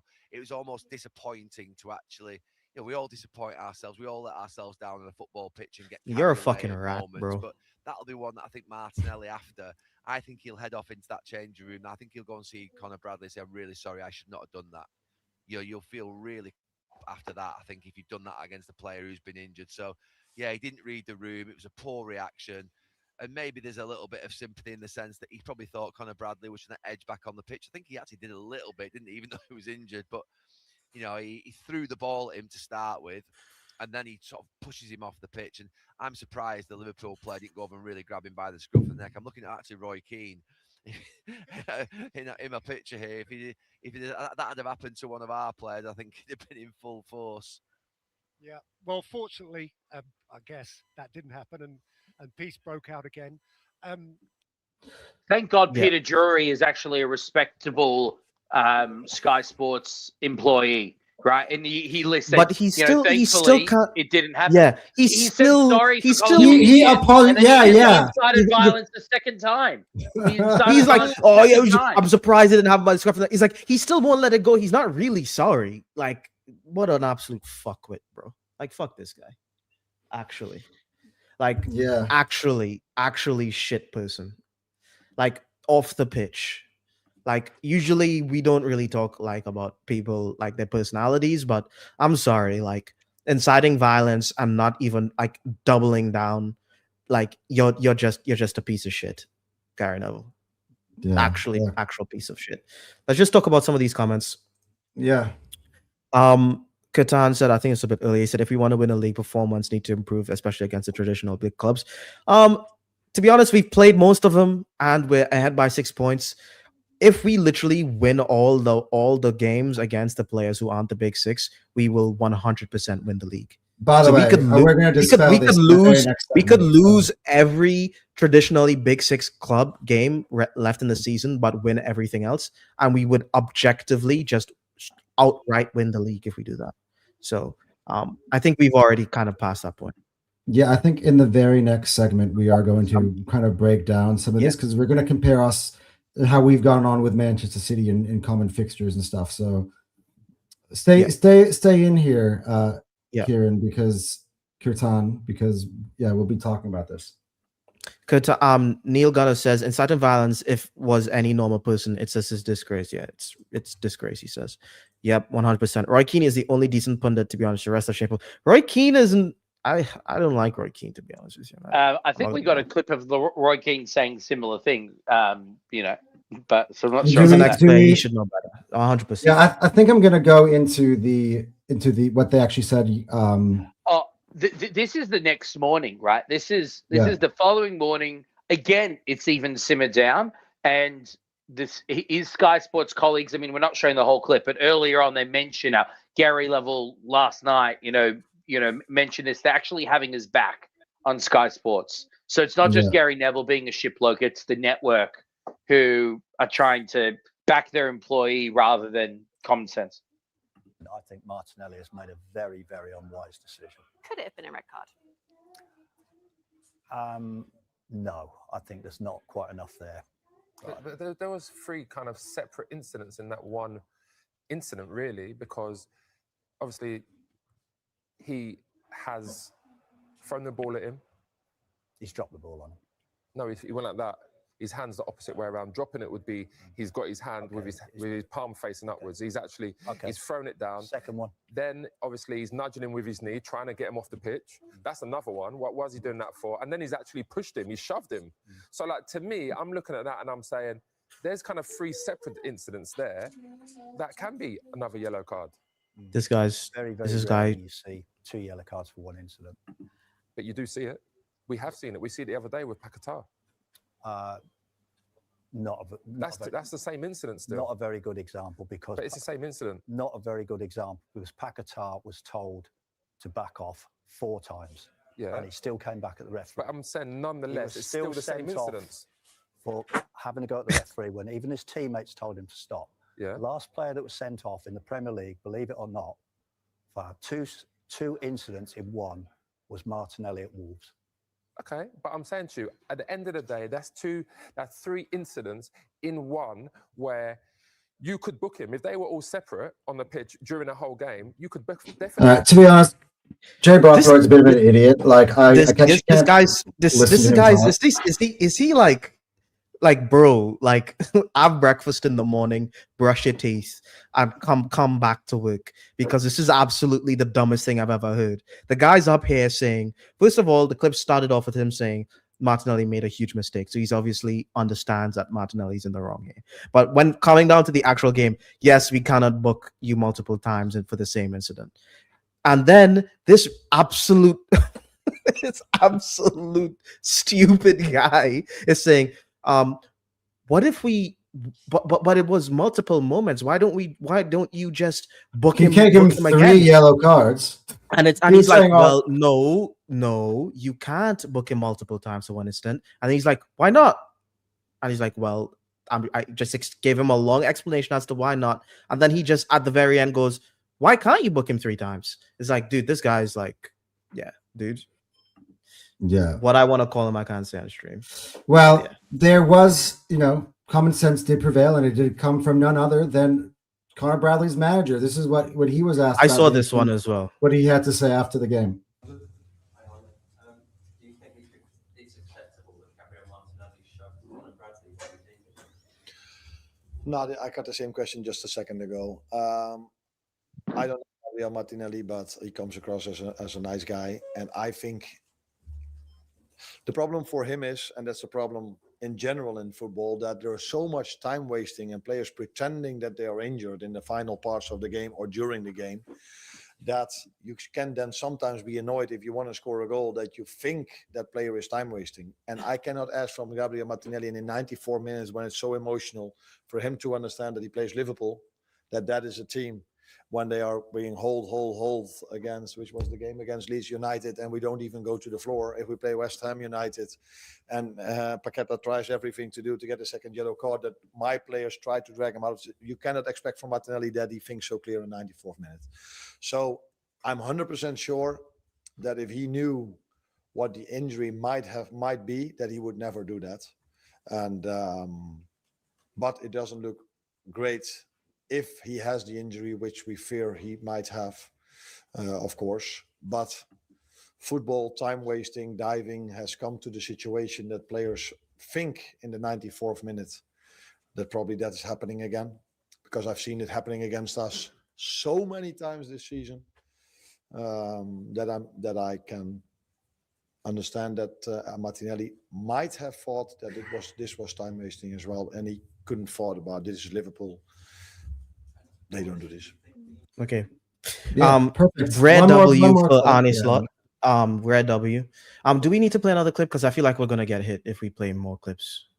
No, I think we'll be. I mean, to be honest, these I'm are fine. all these are all fine. One more. I just wanted to hear what Arteta had to say about the situation, because he was also asked on it. But yeah, I think what Arne Slot was doing was actually attacking the correct problem, which is play acting. which is I think Yeah. has been an issue, as you said earlier, throughout the sport for years. To be honest, So once the manager goes out there and he says that, and it wasn't like a cookie cutter answer, it was actually like a proper answer. That should have been the end of it. The fact that people who aren't involved, if the managers have already squashed it and the players have already squashed it, and everyone understands the situation and they're all walking away with an understanding, this shouldn't be a thing. It's just news agencies and networks trying to get clicks. That's essentially what it is, because the players aren't bothered by it, and the manager isn't. So yeah, I think for the interest of time, I'm actually probably going to pass up on the Arteta thing, because I do think we've been here talking about this for about an hour and a half now, and I really have some really interesting topics I want to get into, talking about the football club and there are implications, of course, that we are in the title race now. 17 games remaining, us against Manchester City. I just kind of want to get everyone's thoughts. I think I kind of have an idea of what everyone is thinking, but I want to know what we think. Do we still think? Are we still confident in winning the league despite that? I mean, it was a bad week for Man City, as we've pointed out already.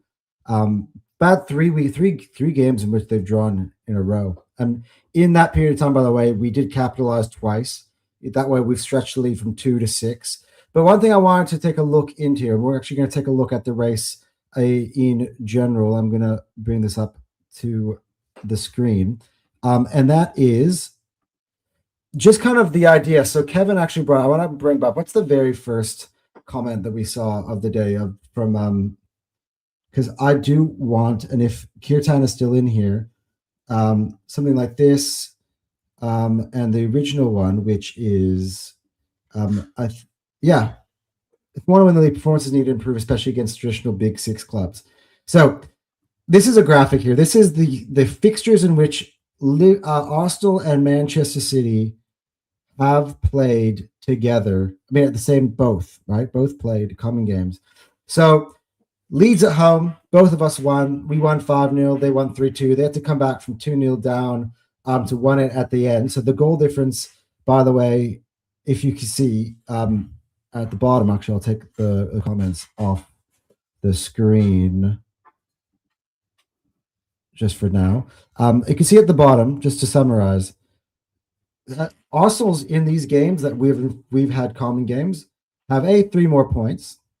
And we also have got +8 goal difference in the games that we played, and also have scored 3 more goals than City. So everyone thinks that Man City are so firing. You have to realize that in the games we've actually played, the same opponents, home or away, that Arsenal's results are actually better than Man City's results. So I'm not going to read them all individually, but there's some that obviously I can show you that, where there is difference. For instance, Newcastle away I think that's the difference. The main difference at this point in the season actually is the difference. The easiest fixture in all of world football, Tottenham at home. They lost that. That as well. The Brighton game, which we won a few weeks ago, of course, now they've dropped points at home. And then a lot of the other ones, I think, were very, very similar in terms of we got similar results to each other. But yeah, what do you think? I'm going to go to Ellie on this first. How do you feel necessarily seeing these informations now? Because I know you were wanting to see this information. Now that you see it on screen, how do you feel about how we performed versus they're performing in terms of the title race, and who has set themselves up with a better platform here to really go ahead and try to win this thing? Deep down, I kind of, it makes me annoyed about this weekend a little bit more, right? Because the only one on this whole list that they have done better at us is us drawing with Liverpool and them winning 3-0 at home, as I said earlier. But, if you take a look at that compared to Brighton and you put it all in the grand scheme of things, it shows that we're ahead. And also what this doesn't show is the remaining games. I think the ones that we don't have in common, we've had harder fixtures. So I think that the 100%. second half of this year, not just obviously who we're playing, but a lot of our really hard away games have already been done. for us, and they're yet to go with So them. this is the point that I want to bring up, and I want to ask Cal this question. So again, our good friend Kirtan Shetty says that if we want to win the league, the performances need to improve against the traditional big clubs. However, our main title rivals, contender, in the exact same matches that we've played in common, have performed not as well as us. So what would you say in response to that sort of narrative, in terms of, we're not winning the games that we need to win this league. We're not beating the big teams. I mean, when Katan said that, I kind of answered it straight away. I said, I feel like if we win all the games that aren't the big 6 games, we're just going to win the league just by default. To be honest, when I think of the fixture list, who do we have left? We've already played both Liverpool games. We have Chelsea at home, barbecue chicken. We have Rosini isn't going to do anything. We have Man City away, which is probably the hardest fixture left by far. We have we played Aston Villa twice. We play Spurs again. I'm pretty sure we play them at home, or do we play them away? Play them away. No, play them away. We play them away. We play Spurs away. Yeah. Big ups to you, Tyrell. Thanks for always being here. To be fair, so does City, but Spurs away for us versus Spurs away for them are not the same. Yeah, it's not the same. It's like Spurs love to play them, but then again, Thomas Frank ball is kind of different. And Tyrell's gonna shout out for you, bro. Says big up, Ellie. Good to see new faces here. Big up. Thank you, my man Tyrell. We have Manchester United at home. That's about I think I said this earlier. My view at the title race is it's too early. There's too much to play. But in saying that, Arsenal have a tremendous opportunity in the next month and a bit between these two FA Cup games. Hopefully, we beat Portsmouth. I'm sure we'll speak about that in a bit, and then that goes into the 4th round, which is around the 15th of Feb. The games in between them, we've got the kind of 2 Champions League write-offs. We've obviously got the opportunity in that time to book ourselves a trip to Wembley, which is pretty big, which obviously we'll speak about soon. But in terms of the league, within that period of time, you've got 5 games. You've got 15 points. And if we win all 5 of those, right, that puts us on 64 points with 12 games to go. Then I think we can speak. We can start to speak, and I think that's really possible, right? Those games you're looking at, not in order, but the 2 home games you got: United at home, Sunderland at home. We've got to be able to. I think we'll win those games at home. We saw what can happen to Sunderland with Brentford this week. That they're susceptible away. They're not the same team they are at home. And then you've got Forest away, Leeds away, Brentford away. So you're ready to see Brentford probably being that harder time. If you look in comparison, City have harder in the Champions League, right? They've got harder in the Champions League because they aren't as locked in with us. They've got Newcastle, which I would say is harder than Chelsea at the moment. Newcastle absolutely love this competition, right? And in the league, they've got Fulham at home. They've got United away. They've got Liverpool away. They've got Spurs away. I've helped you out, by the way. I brought in the. Here it is. Oh, there you go. I just switched it. I was going to ask if you wanted to see the remaining fixtures in the middle of your end, but they're up on the screen now. So, there you go. So they've got Wolves. And I've put here on this thing what we got in. So it's kind of a continuation of the other list. What in the Arsenal's fixtures, what Man City got in those fixtures, and what Arsenal got in those fixtures. Now, some of these are non-applicable because the games haven't been played yet. But like in terms of their fixtures, right? They still have to go. Well, it says Liverpool home. It's actually Liverpool away. I miswrote that. It's Liverpool away. That's a game that we've lost. So there's a chance for them to try to capitalize on that one. I think that for them is a big one where they can make up the gap in terms of the whole thing. The other ones, of course, is the Chelsea away, so they have to go to the Bridge. Again, the situation with Rosini, but again, it's not like they drew with Enzo Maresca. They drew with I don't even remember his name. I just call him Dan Potts because he looks like Dan Potts. You call him Dan Potts every time. Yeah, but so yeah, it's only going to get tougher from there away against an actual manager. And then look at the consistency we put up. The rest of them win. So they're going to have to match all of those results that we have already collected 3 points in. So that's going to be. But we're also going to have to match their results as well. So absolutely. So I think we have to win these. We need to win these games. We're capable of winning these games. But like, come on! Like, I know we have to play those 3 away fixtures in the 5-game period, but we need to lock in because I'm not trying to hear or Brentford at home is a bit tough. You know what I'm saying? Brentford away is tough. Like everyone's been getting smoked by Brentford. Not everyone's trying to win the away, league. Liverpool away, Spurs away. I mean, Spurs away, maybe not, but like. We're gonna stop talking like that, by the way. Like this is the opportunity that we have, right? If we go 15 points out of 15 points, which I would expect us to in the next 5 games, that puts pressure on Manchester City because the current Manchester City, I don't think they're going to go 15 out of 15, right? And then I'm not sure if they're going to win their next game. Are you 100% sure they're going to beat Manchester United away? Especially if all these first game at Old Trafford. I'm not. Like that crowd's gonna be up for it against the old enemy. Oh wait, is it Ollie's first game at Old Trafford? Yeah. Oh, you do something for me. Oh, come on. So I think bottom line is that we need to take care of our business, right?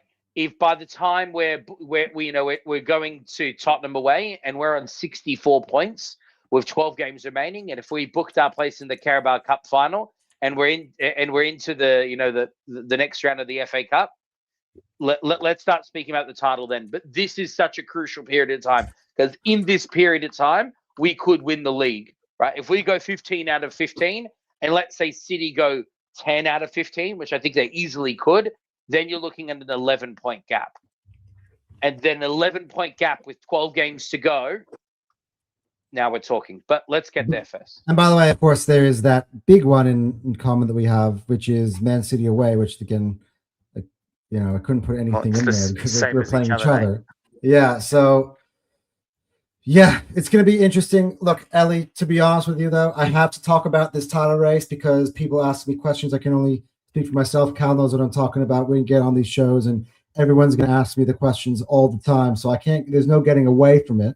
But I do get the logic behind what you're saying that, you have to kind of see how things pan out in that run. Now, one thing I've got a question for you, though, Ellie, because you are going to have to deliver. Last time you were on this show, and I was getting really confident about the league, and I was saying, stuff. And I think this was like in October.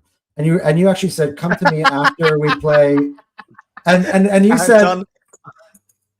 said, come back to me in December after we play. I think actually, so funny enough, you said after we said play Villa away, which is actually a game that we did end up losing, Villa and Chelsea away. You are proving my point before you give that point, right? So I said, and don't you be clear that I've prepared myself, right? We spoke between Palace and the Brighton game in the beginning of the EFL Cup. Now we beat Brighton, we beat Burnley, we beat Prague, and then we drew to Sunderland, right? We then smashed Tottenham, we smashed Bayern Munich, we then drew to Chelsea, and then we lost to Villa a week later, right? So there's your answer. League's not wrapped up because it's a hard league, mate. You got to respect the league. It's a long way to go. So that's why you didn't hear back, because I said, if you go full points in that time, we didn't go full points in that time. We lost, we had 2 draws, right? So that's the same thing I'm saying. Come back to me. If we go 15 out of 15 points and we're 64 points, I'm pretty sure based off of City's following 5 games that they'll drop some points. Then we can start thinking, okay, there are 12 games left. What's realistic, right? If we have a 10-point lead, we can start speaking about the league. But it's a long, long season, as Cal said. 10-point lead with 12 games left is that would be amazing. That'd be a dream. Okay, let's look at the last 12 just because we're here. We're right here. It's open. We got it on the screen, Cal. But, yeah, It's in front of us. I've been. Oh, you have the last 10 games. They have All games all are of in them. front there. Are those all the games left? Oh, 1, shit. 2, 3, 4, 5, 6, 7, 8, 9, 10. Brighton away is the first of the last 10. So Chelsea between Chelsea and Brighton. So yeah, Chelsea is what 11 games. That last block of 5 games after the City game is our trophy parade, right? Like you've got to, you'd have to think that you beat Newcastle, Fulham, Burnley at home, and you're going away to West Ham. West Ham, where everyone smashed West Ham. Yeah, like, and we'll score 5-0. That's the minimum score when you go away to West Ham, right? So our games after the City game, right? It's that 10 points. I mean, that Crystal Palace away, if we need it though, is going to be tough. I mean, to be honest, the way this league's going, if we beat City, we're probably just going to win the league. The way the league's going right now. Let's say they close the gap and it's 3 points by the time we play them. If we beat them, that's what they want. We'd probably just win the league. If the 6 points maintained and we don't increase the gap and we beat them, that's 9 points with 5 games to go. Yeah, fair enough. And they would have Everton away, Bournemouth away, Villa at home in that last 5 games of the season. So they again have a harder run in, if we look at these, games as a block, right? You've got the 5 before Tottenham, Newcastle, right? Then you've got the 6 between us and the City game, the City game itself, and then the last 5. And each of those periods of time, besides the middle block, we have an easier schedule, right? The reason I'm saying that we need to look after our business in the next 5 games is to give us breathing room to drop points between Brighton away, Everton, Bournemouth. Again, we should be winning those games, but those are more dangerous games than the next 5. So the next 5 is looking after the following 5, if that makes sense. This next block of 5 is probably breathing room before the City game. Our next 5 is basically the easiest run we have of the easiest 5 game block that we have left. Correct. Like if we drop points in here, we just know that it's not going to get any easier from here. Like 100%. Like this is probably our only opportunity to put in like a serious winning streak.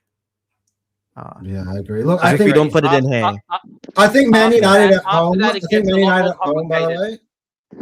I think Man United at home, by the way, coming up for me, like if we do something similar to we did against Liverpool, I think I think that would. They're not capable of it, mate. They're not capable of putting that sort of defensive performance up. But we're capable. We're capable of dropping the ball, though. Yeah. Honestly, this Liverpool performance was more on us than it was on them.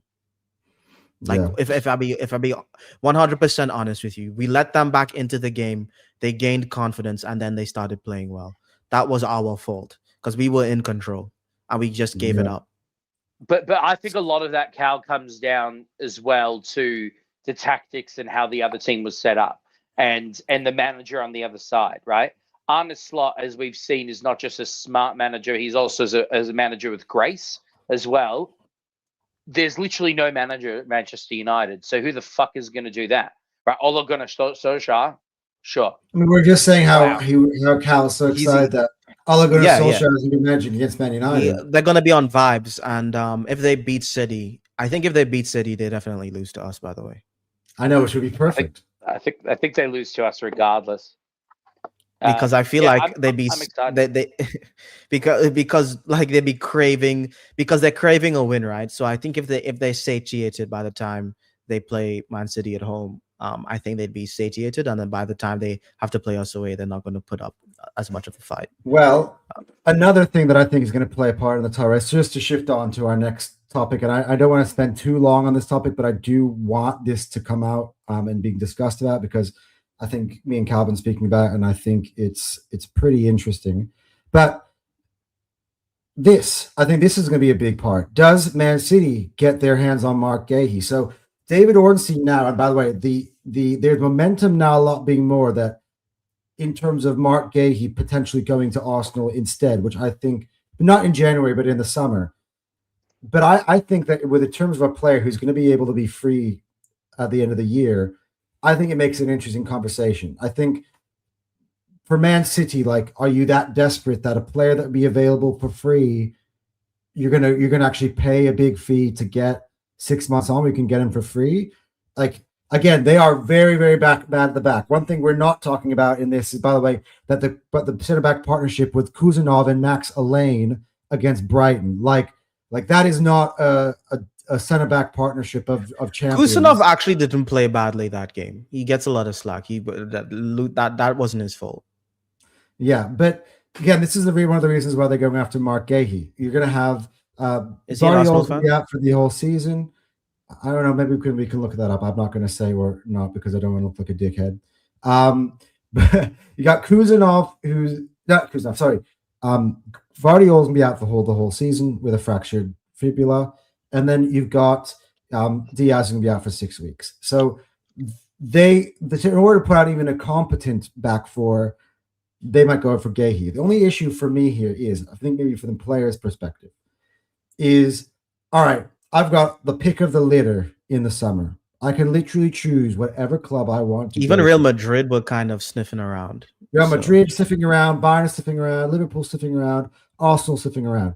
Is he going to commit to a club right now? Let's say, by the way, there's no guarantee that he's going to go ahead and win the league with Man City, even if they sign, because you're gonna be partnering Kuzanov, like that's still, it's not Stones and Guardiola. They've still dropped the levels of the defensive back, even if it's Kuzanov and Gahey. Right? I have a public service announcement for Gahey.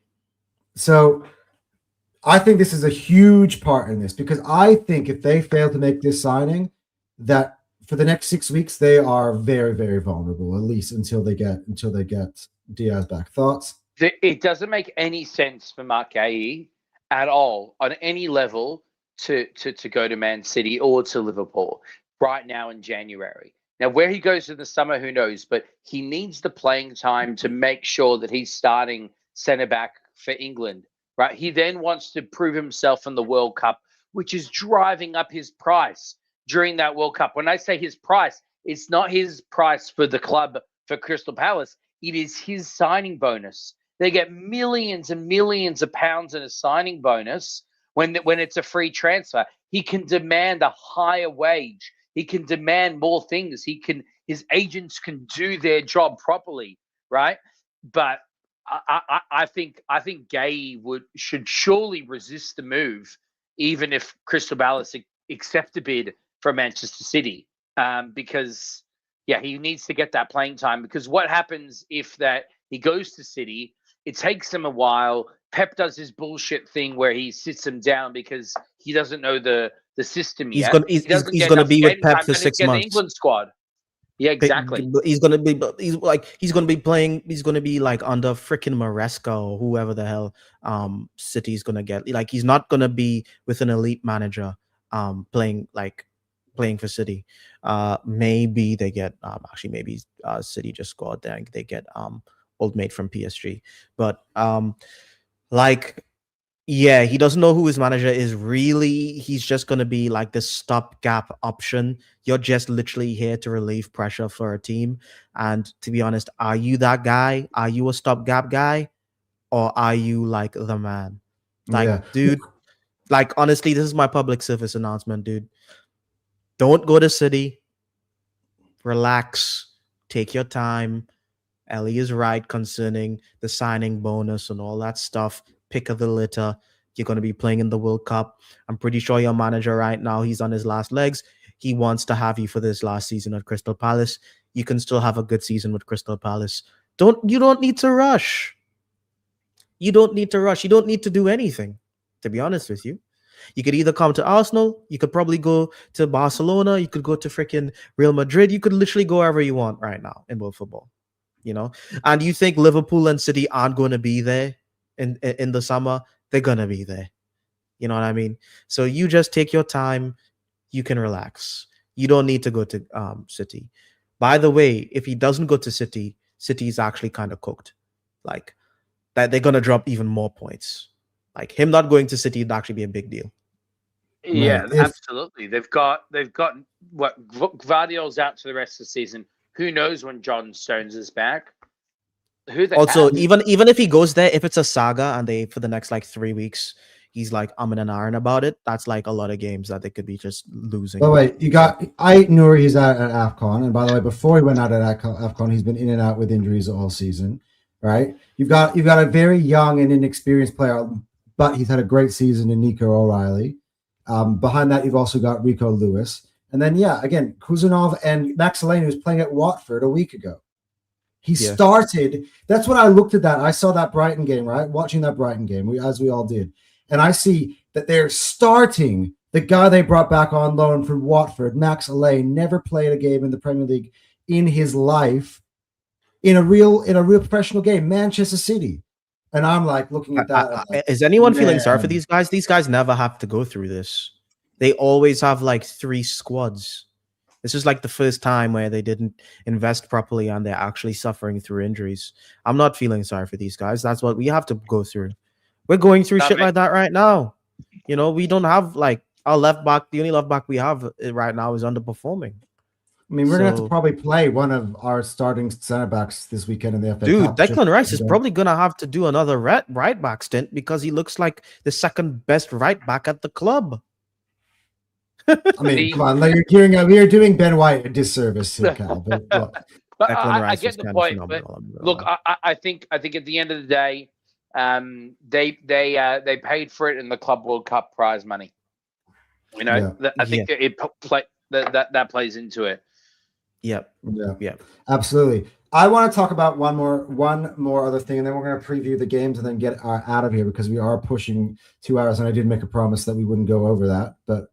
I want to talk a little bit about Eze. Actually, I've taken the Gyökeres part of this out because we've kind of discussed it already. So no more. Yeah, we've already spoken about that drum. So I've had a thought, and me and Cal have been chatting because the Eze thing is interesting. And we're into a group argument yesterday about Eze and how people saying, "Oh, Eze is not working out at Arsenal. He's a bust. Why doesn't he keep playing time?" All this type of stuff. Cal, by the way, told the people last week, absolutely, and I think what he says still stands, which is, you got Trossard and Odegaard playing the form of their lives right now. You're not pulling them out of the 11. Eze left Crystal Palace to play at a big club, Arsenal. Now, there are other stats that I've seen, and Arteta brought it up, by the way, that at Crystal Palace, by the way, he actually had played less minutes than he has so far this season with Arsenal because of all the competitions that we play in. And so he was starting to be on that red zone and he's starting to be gassed. But I have a different thought, and I want to get Ellie's thought on this because he hasn't necessarily been in on this conversation. I do want Cal to speak on it too. One thing I've noticed about a lot of these players, and they come into Arsenal, is their off-ball ability sucks. For Eze, I could point out the goal by Matty Cash against Aston Villa as an absolute example. And by the way, since that moment is when really his playing time has gone down completely. Yeah. And with Noni Madueke, as good as exciting and electric as he looks like on the ball going forward, he is a vulnerability with going the other way. He leaves Timber exposed against basically both a fullback and a winger, and he's going one-on-one with him. And Madueke just gets beaten off the ball easily. You saw how Semenyo just literally took him to school when he started in the game against Bournemouth. For me, forget about the specifics of the moment. This you're gonna. Oh no, I'm not talking about specifics of the moment. I'm talking about Madueke. I don't agree with the Madueke take. Okay. Regardless, we're talking about Eze. Yeah. I think that what Arteta has, because he demands, and I think a lot of people go, "Hey, you're taking these players who are such great players and you're making them into machines." For me, can you imagine? He takes Eze off for a second. Oh, Eze being the technical, brilliant game changer that he is, adds off-ball ability. Imagine if one day he's able to become Bukayo Saka off the ball. You're talking about a complete player who's able to just absolutely destroy games with his technical ability, with his passing, with his shooting, with everything, dribbling. The most elite dribblers that there are in the league, and it has been for years. Add a defensive part to that game where he's able to track back, support his winger. You got an elite world-class level player who is well-rounded.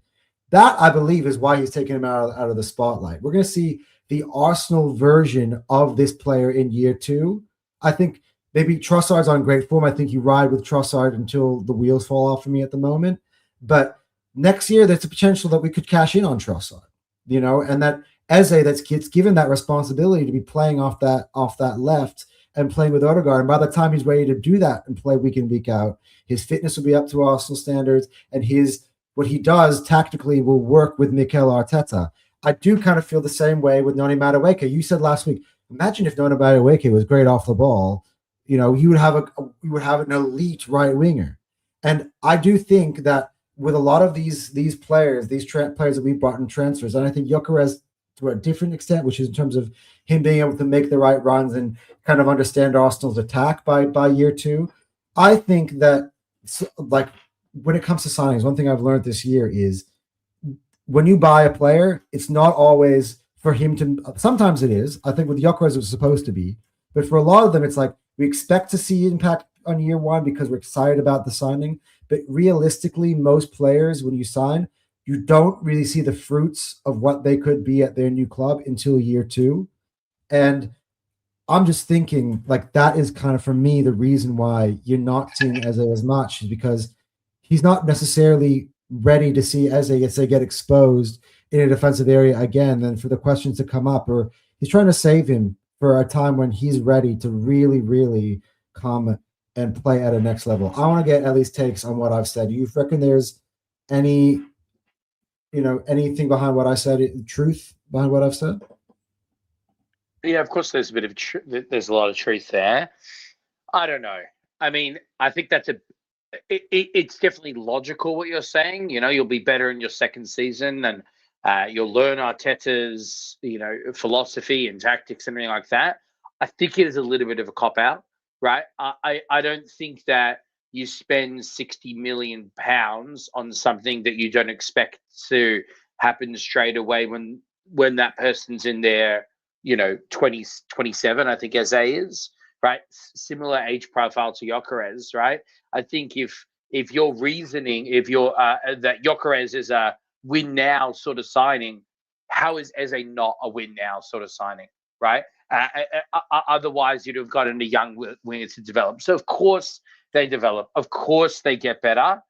However, I think Arteta will be thinking about how do we win this season with these players. I do want to see. Look, I actually, wrote up my ideal starting 11, and I think everyone would agree with most of it.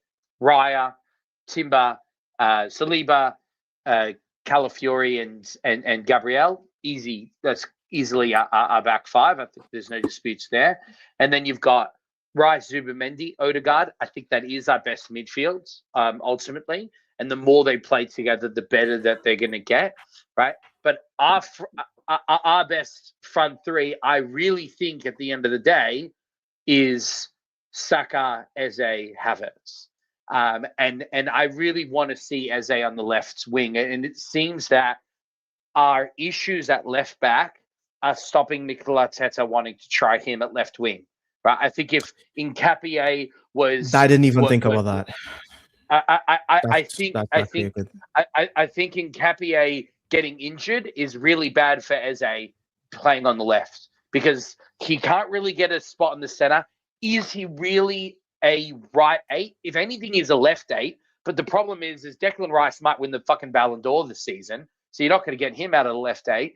And Odegaard's our club captain, and when he's on a form, one of the players that really keeps our team ticking. So we need to get Eze on the left. I think he's pulling back, because Trossard's been so good. But I agree, as much as I love Leandro Trossard, and he has been our best player, arguably going forward in the last 2 seasons, or at least in 2025 calendar year, I think that bubble will burst eventually. And I think we will be able to get good value out of that bubble bursting.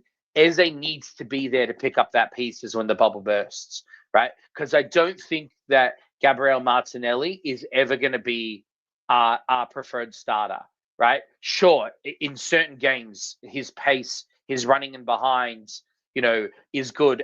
He's electric off the bench. He's proven that in Champions League that he's gotten more clinical, but you could see in some mistakes. I think I really, really want to see, and I don't know when it's going to happen. Ideally, I'd love to see it happen at Portsmouth. Maybe this will transition us to Portsmouth, but there's not starting him, not starting as at Portsmouth would be an absolute disaster. Even if we win the game 10-0. I want to see him starting really. Maybe we're going to get ahead of myself now. So Anton, we'll just jump into my Portsmouth. Before you I want to get my take. Sorry. Fair enough. Just on what you're saying about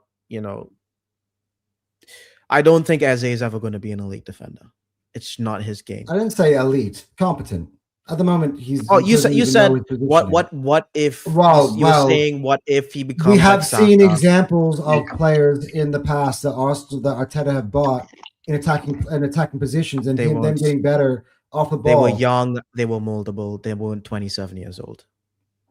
They weren't 20s. Like Saka is the player he is today because he's been getting coached under. No, but was Trossard young and moldable? Because I think Trossard's a lot better off the ball. Now it's one of the reasons why he trusts him. Yeah, he's better off the ball, but he's not elite.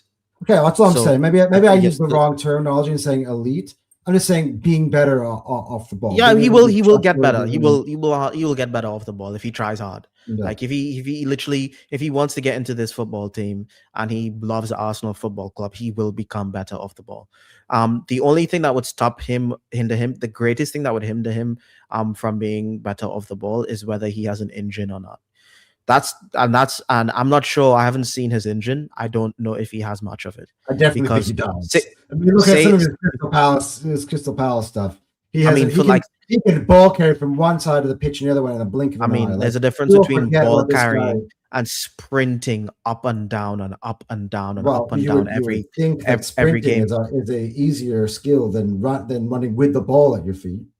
No, I'm talking about when I say engine. I'm not talking about him carrying the ball up and down the pitch for an attack. I'm talking about how much energy it takes to be tracking attackers all the time, and then having the energy to have that burst of speed and like the ability to like beat your man, have that energy.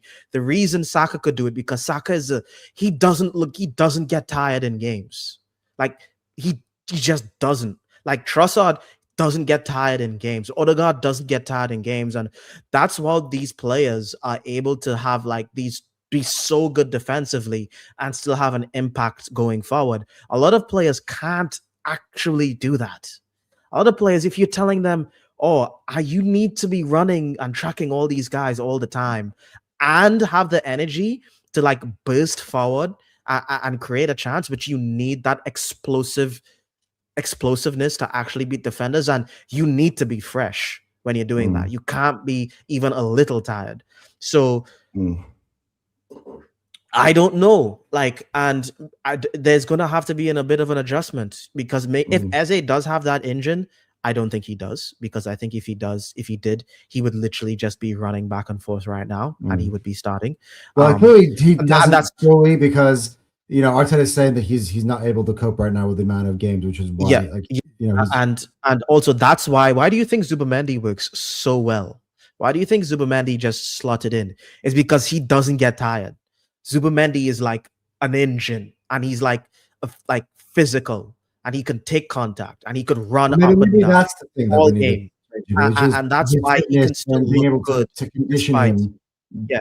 So for him, it's like I'm not sure what his peak condition is, but that's also just a natural I think it's more trait condition than anything else. Yeah, but that's also I've seen him. You've seen the athlete. You've seen Eze. Sorry, but I will let you finish. I'm saying there's certain players that have that more than others. There's certain players that naturally just like Odegaard's engine, like in terms of his stamina, is off the freaking charts in terms of how much running this guy could do. I know 2 seasons ago he was in the top 3. I think he was only like behind like Conor Gallagher and like one other person.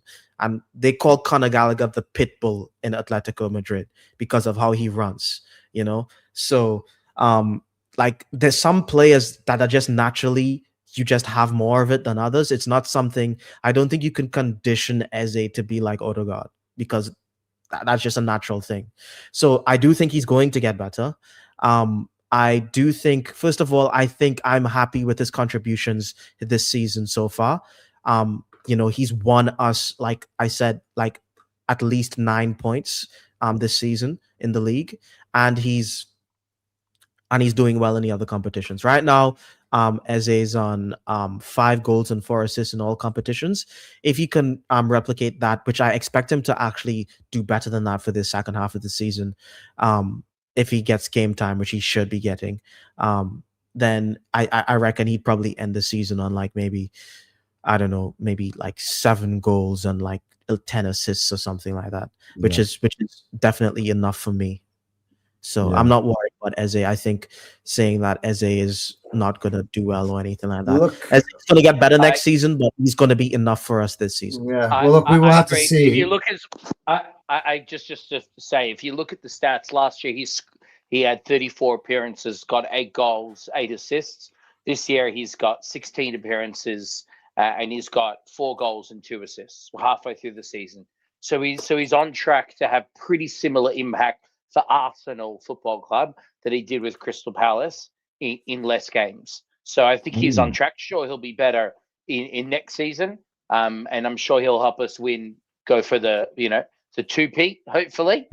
But I think he's all right at the moment. I just want to see him play in the left. I feel like I just haven't seen enough of that. Yeah. And I feel like that's his permanent place in this 11. It's got to be his spot. It's got to be his spot. Like Odegaard is the captain. We're not going to be benching Odegaard. There are a lot of talk about that happening throughout the season. I always thought that talk was wrong for most of our fan base, and I don't even like to entertain it.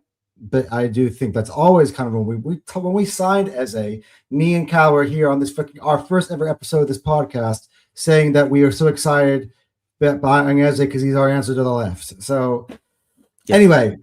Speaking of Eze, I think what Cal was saying is true. That this upcoming game that's coming up, I believe it's tomorrow or the day after tomorrow.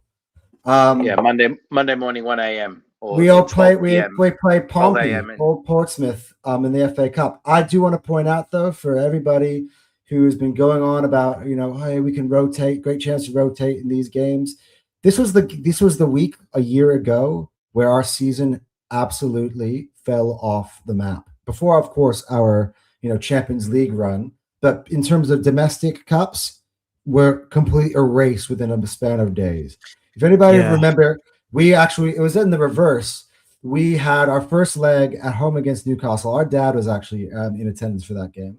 Alexander Isak absolutely ripped us to shreds, and Anthony Gordon ripped us to shreds. And then why do you have to remind me of this, man? No, but then, we're like, okay, well, we're gonna have Man United at home. We'll rebound. Good bounce back performance, and we had our most unclinical game I've ever seen. Actually, as an Arsenal fan, I think we had over 30 plus shots on goal without scoring.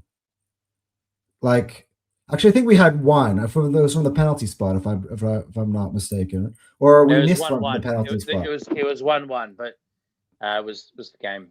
Yeah. Anyway, we are now at that juncture now in the season. Opening up, Yeah, we're now in that juncture of the season. So it's so funny how 1 year on after that, maybe it's not Newcastle, Man United. Everyone's saying, "Hey guys, FA Cup, hey, great chance to play Ethan Nwaneri or play, Marley Salmon at center back." And I'm like, I'm just not feeling that. What do you say, you guys? Let me know what you guys think. Starting with Cal. I want to see Nwaneri. I want to see Nwaneri play. You do? Okay. That being said, Cal says he wants to see Nwaneri. Yeah, I want to see Nwaneri play. He hasn't gotten any minutes. And off the bench. What would be good enough for you, Cal? Start. Let him start. So which one? Nwaneri or Eze? We're not changing the entire team, but no, Eze on the left, Nwaneri as the whatchamacallit, as the 10. You know what I'm saying? Madueke as well. I would start Gyökeres again because he just needs against anyone. Get anyone, please give me a goal, please. Like from open play. I think this is a sort of game, though. I think Martinelli and Eze burning them on the wing, swinging the crosses. I reckon this is a Gyökeres sort of game. So I agree with you. I'd go. Oh, but we want to go Eze. For some reason, I feel like I actually think Jesus starts this game though. Madueke. Nah. Oh, Madueke. Nah, I wouldn't start. I don't think Jesus starts this game. I'm like starting Jesus would get me angry because I would rather brute force Gyökeres into form than just waste time with Jesus. Interesting take. So, see, because that's for me. I actually feel like Havertz. Well, obviously I think we're going to double handle here because we got that big Chelsea semi-final. That's massive. I actually do think we might see Havertz play a bigger part, maybe for that Chelsea game. I hope. Let's see if his fitness. He can actually touch. If he looks good against Portsmouth, if he starts against Portsmouth, then he bands in at 2 goals or something. He probably starts against Chelsea. Yeah, he loves playing Chelsea. Actually, I'll let Cal finish the rest of this take, and then I'll tell you what. I'm pretty much. I mean, the only other thing is I'd probably play MLS just to get his confidence up because we fucking need him. Who else can we play? I think we have no other option. I don't think we have another one. I'd play Gabriel Saliba. Fury comes back and gets injured against Portsmouth. Nah, not happening. We got to play. Yeah, obviously Gabriel Saliba, so we can actually be resolute in the defense. Play Ben White, let him get some minutes at the right back.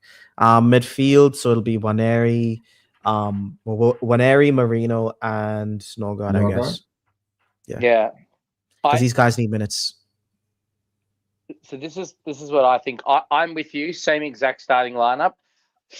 Something inside me thinks that he'll play Odegaard and he'll won't play Waneri. Just something. I know that. Waneri needs some minutes. I agree with you. I hope he plays Waneri, but something tells me that either Declan Rice or Martin Odegaard or Martin Zubimendi is playing. I don't think he's changing all 3 midfielders. I think he did it against Brighton, though, in the Carabao. And that's Brighton. This is Portsmouth. He did. Do you reckon Kepa? I have a question. Is this a Kepa or a Raya game? Oh, yeah, this is definitely a Kepa game. It's a Kepa game. Both Raya's got the week off. The Raya sits the next 2 games. So the champions. He plays Raya against Chelsea. He plays Raya against Chelsea. Really? So Kepa's gotten us all this way, and now he's out. Even though you mean against Chelsea?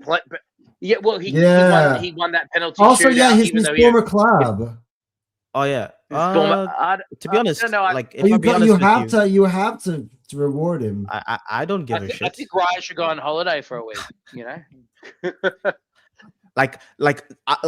don't know. You probably don't know this, Ellie, but I'm so not I have no loyalty for any players. I don't care if you don't get any minutes. win the bloody game. So if he has a plan with Kepa, sure. But if Raya is going to be the better keeper for that Chelsea game, Raya's playing. Because I'm sorry, I am sick and tired of not winning something. I don't know about you, but when the semi-final, fucking win the game. Win both games. Go to that final, win the fucking game. I don't want to hear anything. I need a trophy. I need it. So do I. I feel like I wouldn't feel like this if we won a couple along the way, but we literally haven't. We've been starving. So would you go full strength? Mate, the last trophy that we won. Last trophy. Given that Nottingham Forest was only 3 days afterwards, though. We're just talking about the whole running and the. I mean, full strength, probably 80% strength, but yes. I mean, what? Who are we gonna play? Against Chelsea. So Rice plays against Chelsea for you? Yeah. Okay. Zubi. Either one. It'll be one of them. Does Trossard play, or will you go for an Eze against Chelsea? I'll go for Eze. Eze's actually won a game. I mean, scored at the Bridge this year. I mean, ish. He scored a wonderful free kick that got taken off because of some dodgy refereeing call. But he was man of the match in that game. So Like he knows how to play against his Chelsea team. I do kind of feel like we've caught Chelsea at a time where they're very vulnerable. I think this is different than playing against the interim guy. This is the Liam Rosignol. Like he hasn't gotten. This is going to be his real. I played Cup game before. This will be his first game really against a proper Premier League side. Yeah, that's why. And it's going to be Arsenal. I think it's a time where they're actually vulnerable. Like I think I think you play a strong lineup, obliterate them, and then make your 70-minute subs and manage the game. I think that these next two games are kind of should be seen as one. I think he won't change the lineup as much as we think. I think everyone will get their opportunity between these two games. I think the second leg, depending on what happens to the first leg, is where potentially you'll see a Premier League lineup. But I don't think you're going to see. I actually think you will see a stronger lineup against Forest than you will against the first leg. Oh yeah, I do think that as well. But that's what as it should be. Got to pull. As it should be. Someone's got to. That means someone's got to sit during Chelsea. So I think, for example, that's why I reckon he will sit Rice and Zubimendi. But something tells me he won't sit Odegaard. So I wouldn't be surprised if maybe you see You know how he's loved to go with that Merino and Zubimendi combination because of their familiarity with each other? Caicedo isn't there against Chelsea. Caicedo is not there against Chelsea. No God starting. Wait. So they've gone weak. So we're gonna go week 2. For me, it's not. It's. I know you're laughing, but wait, Norgard starting with Declan Rice, or with Merino? Because I think if we do that, I think it's going to be maybe Norgard, Merino against Enzo and James. Remember, let's not forget Reece James. Maresca put Reece James in midfield to play against us, and he was man of the match, and he played like he had 2 lungs in that game. Are we playing? I think we need to remember. But again, but what's his name? Dan Potts even played that combo in midfield against City, and they got the same result. So I think we need to heed that little bit of a warning. I would respect the midfield. No, I'm not saying I would want to do that. By the way, I'm not backing that decision. I'm saying that's what's going to happen. Where I would make my changes where you wouldn't relent, which is at goalie. I would put Kepa in the goalkeeper, and I would put Eze probably on the left in that Chelsea game. I'm not willing to down that. And I would probably as well play Noni Madueke because of the fact he's going back to Stamford Bridge. He's just, really didn't get to play much in that first one. Give him the start in this cup game. He's actually looked really good as of late, especially. And I would actually let him rip. And if we need Saka in the second half, he's bring going on up Saka against for the second half. Who's he going up against? Is he going up against Gusto? Cucurella is out. I think he's got sent off. Going up against red carded. No. Oh, so wait, no Cucurella and no Caicedo. Straight red against Fulham. He's not. Is he going to get 3? Yeah, 3 is straight. Oh yeah, because he held him down. Yeah, you're right. So no Cucurella, no Caicedo. Yeah. Mate, we're going to absolutely, and it's you say that, but it's never been that straightforward this season, though. Yeah, I know. City said that. City said that, and then it's never been. What happened to them. And then Liverpool had all 3 of their attackers out, and it wasn't straightforward. No, I think we'll go. I think we'll go strongish against Chelsea, but also, to be honest, in the back line. I can't see. I think there's a chance, by the way, Mascara might come back. There've been reports that Mascara is not too far from coming back. I wouldn't be surprised if he plays in one of these 2 games. Yeah. Okay. Mascara's coming back. But I think for the I think for the Chelsea game though, I think you have to go with Saliba and Gabriel fully. Oh yeah. Maybe it's just because the last time we had neither of them, and I'm just feeling a bit thirsty for seeing them against Chelsea. But 2 world-class centre-backs out, they get a draw, they celebrate like if they're fucking world champions. Well, I guess they are world champions. I guess they are. Anyway, we gotta get out of here. So let's get a score prediction from both of you guys. In both of the games, let's start with Portsmouth against Arsenal. Cal, the floor is yours. 4-0 to the Arsenal. 4-0, big one. Ellie? Against Portsmouth, this is 3-0. Yeah, I reckon I've got 3-0 too. It just seems like a bit of one of those games where I just feel like we're not going to necessarily go for broke and try to destroy them because it's Portsmouth. Like I think No, because our you players, get your players into players form. that are going to be there, going to have something to prove. Yeah. Look, yeah, like you work the players, some of these players into form. I'm going to be very interested to see who does play up front.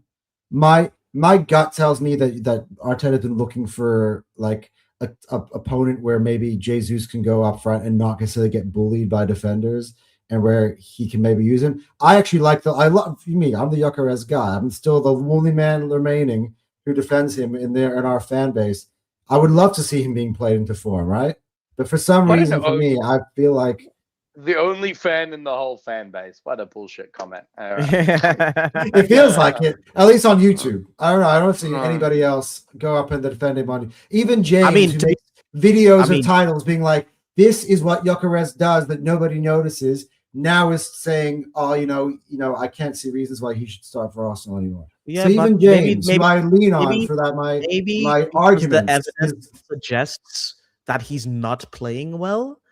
Maybe that's why everyone who's been backing him the entire season has now turned around and said he hasn't been good enough, because there's evidence to support that now. But anyway, what I would say, we're not speaking about Gyökeres again, but I don't think we've seen enough of him yet, and I think there's just not enough to make an assessment. Yeah. All right, guys. And in this life, we always want to jump on assessments too early. Let's chill a bit. All right, guys. Let's do the Chelsea game though. Arsenal against Chelsea. Big first leg of the semi-finals. Ellie, we started with Cal last time. Ellie, go. Chelsea against. I'm gonna go 2-1 to Arsenal. I'm gonna go 2-0 to Arsenal. In my heart, I wanted 2-0, but I think something will happen. Gabriel and Saliba is starting. 2-0. I'm gonna go 1-0. I'm gonna go. I don't know why. Maybe it's just my nerves of playing in semifinals under Arteta. I'm always Gabriel header to break. Yeah, I absolutely. That's exactly how I was envisioning it. No, I thought more like then after we score, and then we just shut the door. We score. Gabriel open up the scoring, and then because every time he scores, we start to play well. We score another one. Then the game ends. Well, there's some different combinations of almost similar to the same idea, which is it's not going to be straightforward, but at the end of the day, it would be amazing, by the way, to just go to the bridge and come out winning with our home game in the pocket 1 month later. Dude, I would love it if I don't see how we don't score more than 2 goals if Cucurella is out. Forget Madueke. Saka is going to absolutely burn whoever comes in that left wing. Well, Jarrell Saka. What? Jarrell, 19 years old, doesn't even know how to speak English yet properly, I'm assuming. Saka's going to burn... almost no minutes out of form. Yeah. He is going to burn him. Saka gets a goal and assist. 2-1. That's what's going to happen. Well, you know what? Last time you said we were actually in the same competition, and you told me that Saka was going to give you a trademark Saka finish, and he did exactly that against Brighton. I was literally like, oh my God. I can't believe actually I've waited this long to bring you back, because like your prediction that time was he's been kind of off with his that left foot curler to the top corner. Hey, he tried one against Liverpool in that first 20 minutes. He did. It's coming. He tried it's coming, Cal. He's just been trying it, but it hasn't been working out. To Allison, but like didn't quite have the power and the. I think the last game he did it, he skied it, and then this time it was just way too low. Yeah. Anyway, guys, it's been an amazing stream. We covered all the topics we wanted to in here. We discussed the Liverpool stuff. We discussed the Gary Neville stuff and the Martinelli stuff, and got everything in. So I'm very proud of us. Of course, we should stop saying Gary Neville's name out loud. I reckon we just call him. What did you call him before, Cal? Idiot. I think it was. Yeah. Well, that's what he called Martinelli. So it's only fair. Yeah. Well, so anyway, guys, shameful. Guys, we will be. Here's the schedule. By the way, me and Cal. No promises yet, but we are working on a potential for doing our first ever watch along on Fire Them Cannons when we play Chelsea in the semifinals. No promises. If it's there, you will see it come up on a schedule of the live. It's easy to schedule a live watch along because you just put the time of the game. Yeah, we pretty will, much. So we will decide that if that is up there, guys. Look forward to that. I would want to see all of you in here. I mean, of course, for me, speaking for myself, I actually like to just watch the game rather than watch other people watch the game, which is why I'm not much of a watch along guy. But be here to support the channel.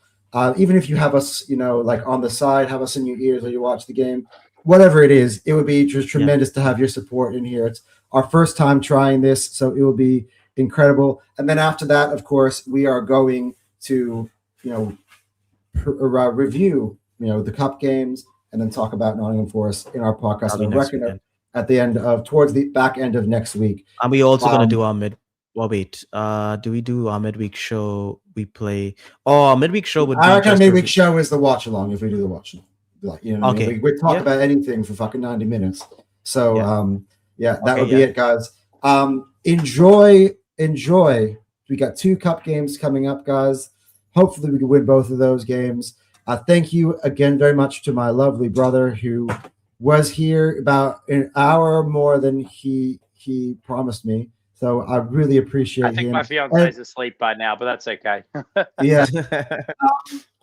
Thank you to all the people who spoke in the live chat. DWTT, David, again, keeping up your streak. It's 29 in a row of times you've messaged.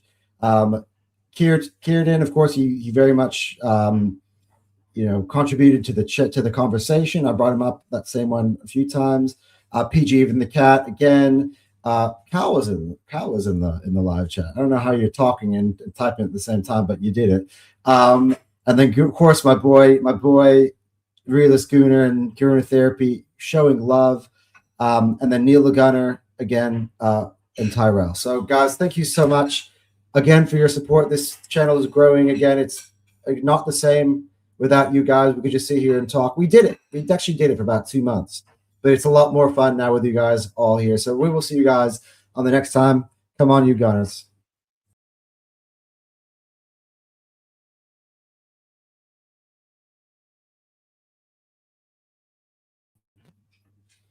All right.